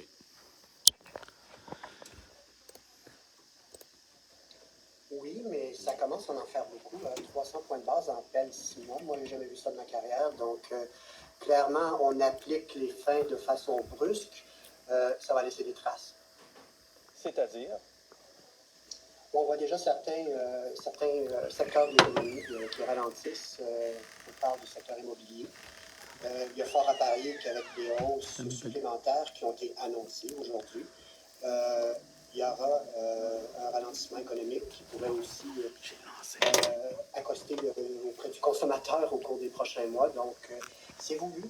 On veut ramener un rythme de croissance. Perdez pas votre temps à commenter ces gens-là. Ils veulent juste vous les commenter. OK, on va réexpliquer. On va réexpliquer le processus des trolls financiers. OK? Chaque fois que vous commentez ces gens-là, chaque fois que vous les taguez, ces gens-là, chaque fois qu'ils vous bannent, ces gens-là, ou qu'ils vous signalent, ces gens-là, bien, ils reçoivent de l'argent. C'est comme ça que ça fonctionne. Fait que pourquoi est-ce qu'ils vont sur toutes les diffusions, les directs, les publications, puis qu'ils commentent à tout le monde? Bien, parce que chacun d'entre eux, chacun des commentaires qu'ils laissent, c'est comme un hameçon dans l'océan pour les poissons. Puis chaque poisson qui commente, puis qui embarque dans leur game, puis qui réussissent à faire bloquer parce qu'ils entrent dans la haine, puis qu'ils les insultent, bien, ils reçoivent encore plus d'argent. Et c'est comme ça que ces gens-là sont payés.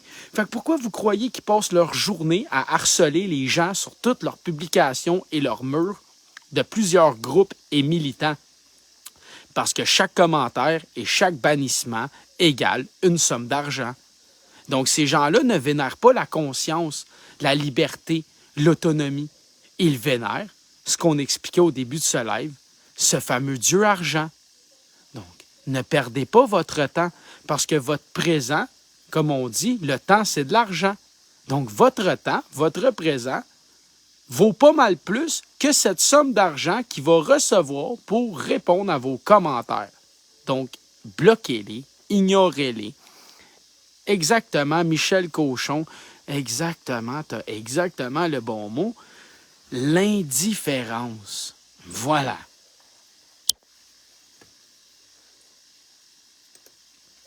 Dans les prochains trimestres, et je pense que c'est en train de se concrétiser.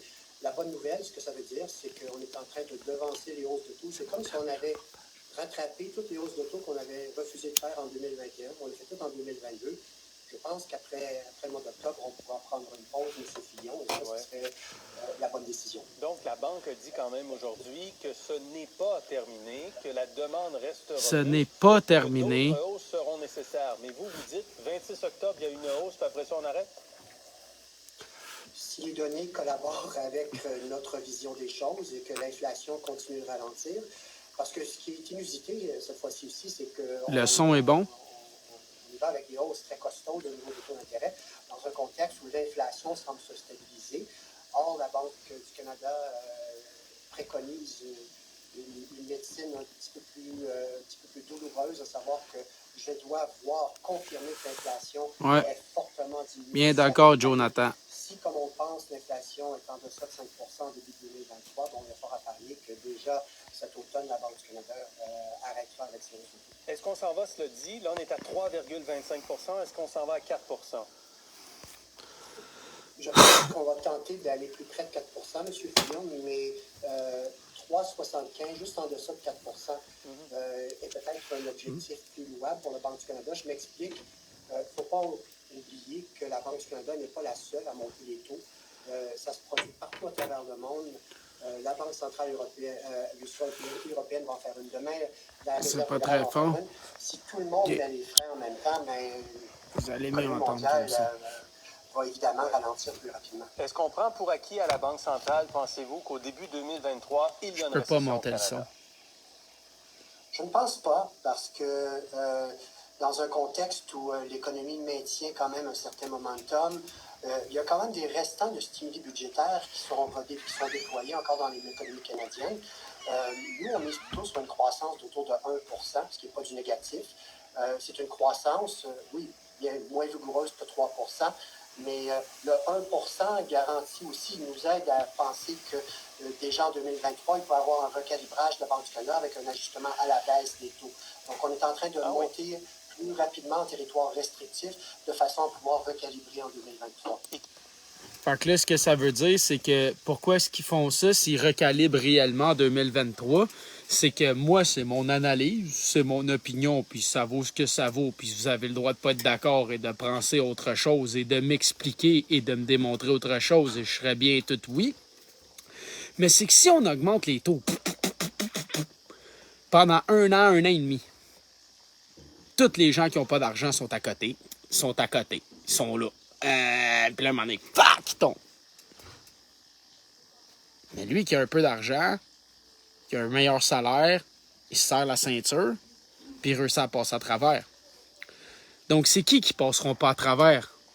Ben, ceux qui ont serré leur ceinture, fait des économies, ou ont eu un héritage, ou qui ont fait des bons choix de vie, que ça leur a permis de réussir à acheter cette première propriété-là. Puis là, bang! Ils se font ramasser comme des pancartes. Puis là, c'est eux qui vont faire les frais parce que c'est eux qui n'ont pas nécessairement la capacité d'augmenter leur paiement. Parce tout était déjà structuré pour en arriver à être capable d'obtenir leur première propriété. Puis paf, ils se font ramasser. Moi, c'est mon opinion. Mais celui qui a bien de l'argent, celui qui a une vieille carrière, celui qui a su mieux gérer son portefeuille ou d'acheter quelque chose dans sa limite de crédit plus basse, lui, il a de meilleures chances de s'en tirer. Mais monsieur, madame, tout le monde qui ont acheté leur maison ou les premiers jeunes ou autres, ben qu'est-ce qui arrive à ces gens-là? Bon, Jonathan, il n'y avait rien qu'à le savoir. Il n'y avait rien qu'à attendre. Ou sinon, ben finalement, il n'y avait rien qu'à garder leur argent qu'ils ont mis sur une maison qu'ils ont perdu. Puis quand même la perdre dans des prix de logement qui sont 20-30% trop hauts par rapport à la vraie valeur du marché, qui d'ailleurs commence à ralentir et qui l'année prochaine va ralentir davantage puisque les taux vont sûrement redescendre. Donc, effectivement, Jonathan, ben, c'est leur problème. C'est dégueulasse. C'est encore le riche qui va ramasser le pauvre à rabais. Fait que le riche, il va passer à travers. Puis après ça, il va voir toutes les pancartes des maisons puis des business à vendre. Puis il va réinvestir en achetant à rabais sur le dos des plus pauvres qui n'ont pas réussi à passer à travers parce qu'il y avait moins d'argent. Fait qu'encore une fois, qu'est-ce qu'on fait? On prend les riches, on les appauvrit un peu, mais on appauvrit complètement la classe moyenne et les pauvres, on les lessive. Et après ça, les riches, qui eux sont peut-être rendus dans la classe moyenne, vont tout racheter ce que les pauvres ont perdu et les riches, et ils vont tous se renflouer. Ouais. Voilà comment ça fonctionne la société, parce que dans le fond, si je produis 100 000, puis que je te charge 110 000, Mais moi, je t'ai donné 100 000. Mais toi, faut que tu me donnes 110 000. Mais qu'il y a juste le 100 000 que je t'ai prêté en circulation. Tu pourras jamais me prêter, tu pourras jamais me rendre mes 110 000. Parce que moi, j'ai créé ton 100 000 que je t'ai prêté, mais il n'y a personne d'autre qui peut créer l'argent que moi, je peux créer. Fait que tant et si longtemps que je ne créerai pas un autre 100 000 pour faire 200 000 de prêt sur deux humains qui me doivent 110 000 chacun, donc 220 000 à moi, ben toi, tu n'auras jamais la possibilité de ramasser l'autre 10 000 nécessaires à me payer, puisque le seul 100 000 que tu as, c'est celui que je t'ai donné, que je t'ai prêté, que j'ai produit. Ah, mais Jonathan, j'avais jamais vu le système financier comme ça. Ben oui, c'est pour ça qu'on appelle ça un endettement qui ne finit jamais. Parce que pour rembourser la dette, il faut qu'il produise plus, mais pour produire plus, il faut que quelqu'un d'autre s'endette. Pour que tu puisses cumuler l'argent de sa dette pour rembourser la tienne. Ben oui! C'est pour ça qu'il y a des pauvres, puis c'est pour ça qu'il y a des riches. Ben oui, parce que le riche accumule ta dette dans son compte de banque, ce qui fait que toi, tu es incapable de la rembourser. Pourquoi? Ben parce que c'est lui qui a ton argent, il accumule. Ben oui, il accumule, il est milliardaire. Il est trillionnaire. Oui? Tu me crées pas? Ben, rendu là.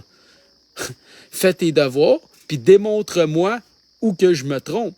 Puis ça va me faire plaisir de rectifier. Voilà ma proposition. Fait que finissons ce petit sujet.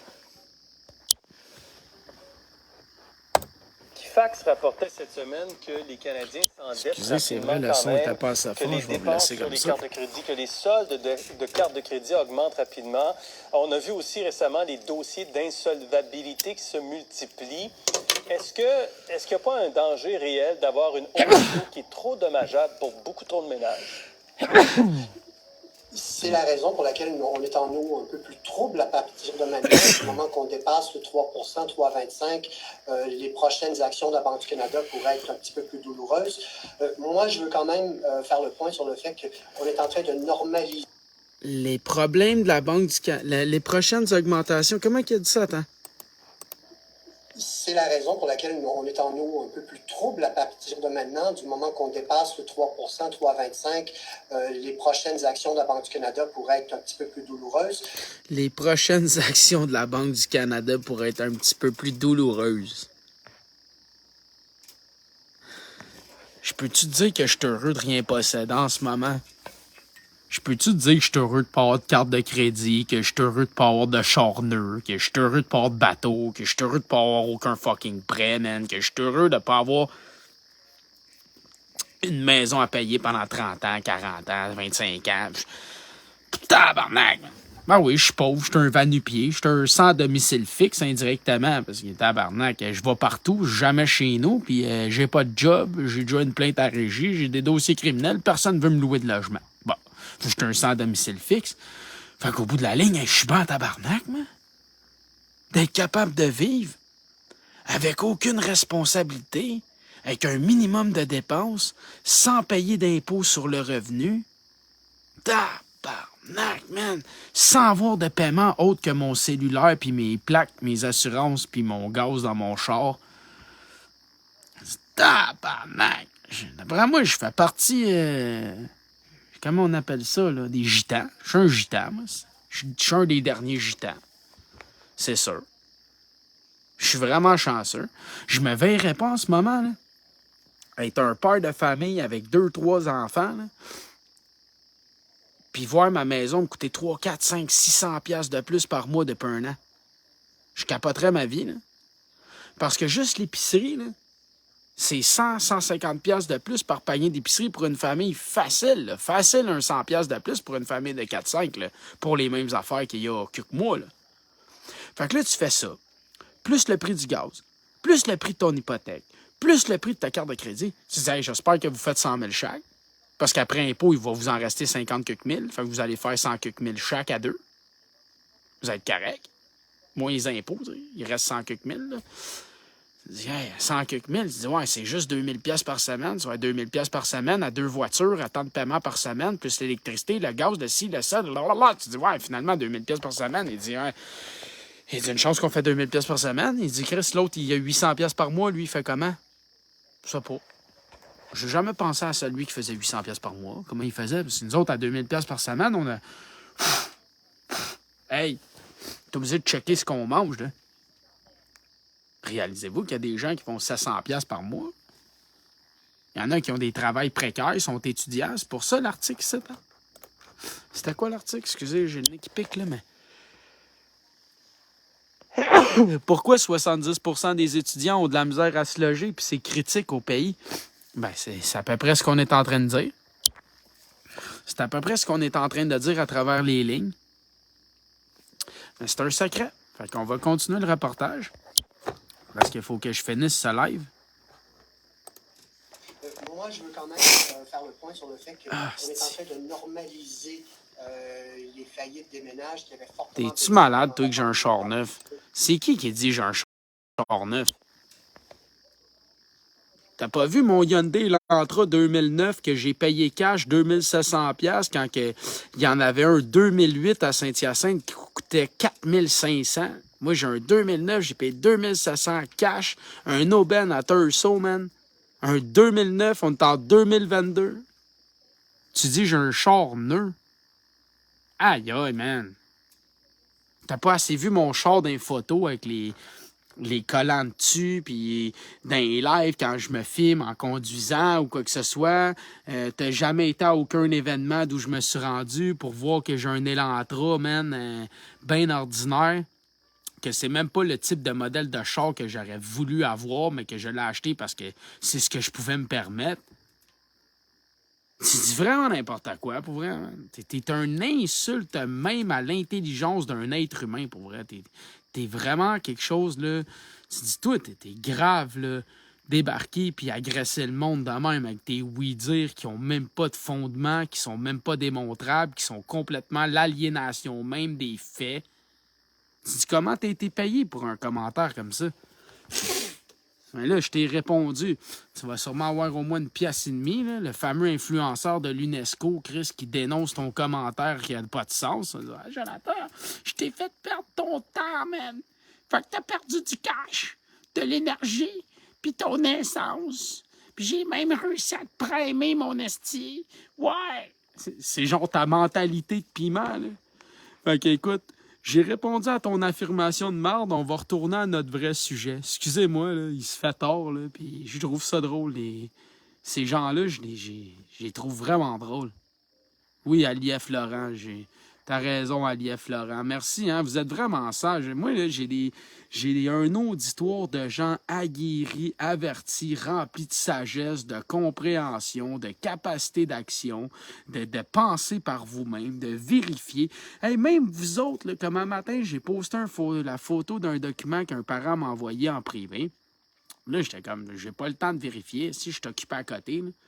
Fait que je l'ai publié, puis là, un moment donné, quelqu'un a montré, il dit, ben non, il dit, Jonathan, ce document-là, il date de 2011-2013, je l'ai signé, patati, il m'a envoyé le lien. La minute que la personne m'a envoyé le lien, j'ai fait quoi? J'ai modifié ma publication, j'ai mis son commentaire et son lien, et j'ai prouvé d'où venait le document. Hey, j'étais-tu content? J'étais comme, hey, encore une fois, les gens qui me suivent me sauvent du temps, ils m'aident dans mes démarches, puis ils font ce qu'ils ont à faire, ils valident les faits. Je peux pas demander mieux que ça, moi. Ben, tu sais, quand tu t'en vas là, à la guerre de l'information, tu veux pas une armée de pancartes, tu veux une armée de gens qui sont capables de faire leur information, de valider leur information et de l'analyser concrètement. Sinon, tu t'en vas à la guerre puis tu fais comment? Une gang de pancartes, là?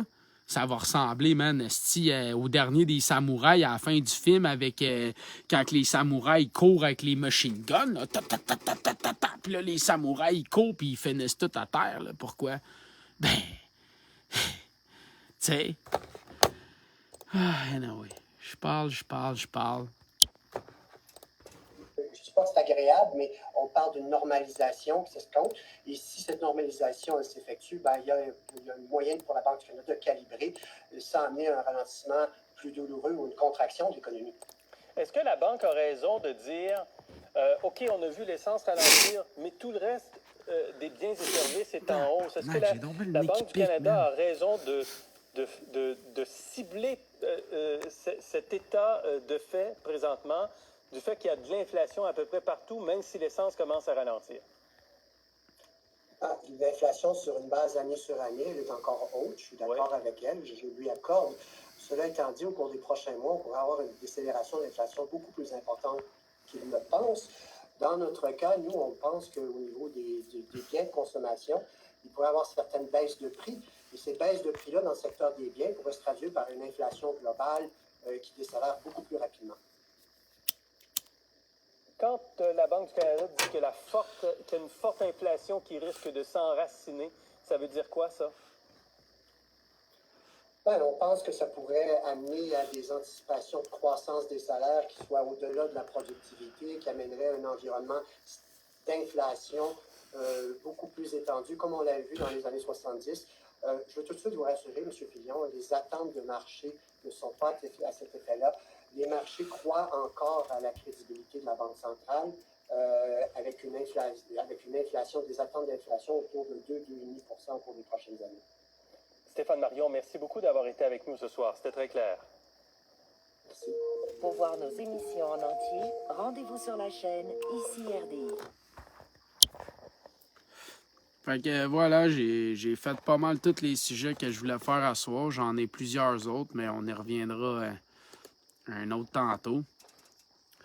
On continue de travailler sur le site web en terminant. Là, je sais qu'il y en a qui me disent qu'il y a des fautes d'orthographe, si ça. C'est pas moi qui écris le site web, puis moi-même, je n'ai pas la prétention d'être meilleur que celui qui écrit le site web, mais on travaille extrêmement vite. On fait des upgrades en quelques heures à peine, 2 à 3 fois dans la semaine. Donc, c'est sûr que c'est pas parfait, mais moi, je suis content de voir par où est-ce qu'on s'en va. Puis j'aimerais rappeler que cette année, je n'ai pas la prétention de devenir premier ministre. J'aimerais bien ça, pouvoir le dire puis pouvoir le faire, mais je ne me mentirai pas à moi-même. Et je suis un humain, citoyen, militant, qui s'en va faire ma représentativité et la vôtre, donc la nôtre, notre représentativité, de nos idéaux, de nos solutions et de notre changement de temps, parce que c'est carrément ça. Aujourd'hui, on vit dans un temps qui n'a pas de sens, qui est de la démence. On n'a même plus le temps de s'arrêter, de prendre une pause, de vivre, de savourer un instant. Fait que c'est ça qu'on veut, nous, comme changement. Un retour à la vie, donc au présent, ce cadeau que nous vivons quotidiennement. OK? Fait que merci de vous impliquer. Merci de continuer. Parce que tout ensemble, là, ben on la change, la réalité. À chaque jour, demande-toi aujourd'hui, qu'est-ce que je peux faire pour faire de cet endroit un endroit meilleur qu'hier? Voilà, c'est simple comme ça. Chaque matin que tu te lèves, c'est une nouvelle opportunité que nous prenons, parce que nous le savons, pour rendre ce cœur, qu'est ce monde, meilleur.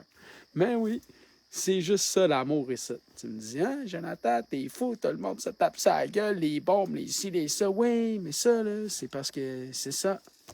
Quand ton cœur saigne, voilà, donc tout vient du cœur, même le malheur. Ouais. Fait que merci encore. Puis merci à tous ceux qui sont devenus membres par le DGEQ. Merci à tous ceux qui ont fait des contributions. Merci à tous ceux qui me soutiennent depuis nombreuses années. Merci de placer votre confiance en moi comme je la place en vous. Puis merci d'agir. OK? Il faut continuer d'agir. OK? Parce que comme on dit, à chaque jour, on prend de l'âge. On devient âgé. Donc, agissons. Je sais, c'est pas le même verbe, mais je veux vous niaiser un peu. Salut, là. Je me fais mon... Ah, il est quoi? Il est 11 heures, là? J'ai tellement pas arrêté que je m'en vais souper. Là. Ouais. OK? Fait que celle-là qui me dit, Jonathan, tu travailles pas. T'as bien raison, je travaille pas. Je vocationne. Salut, là.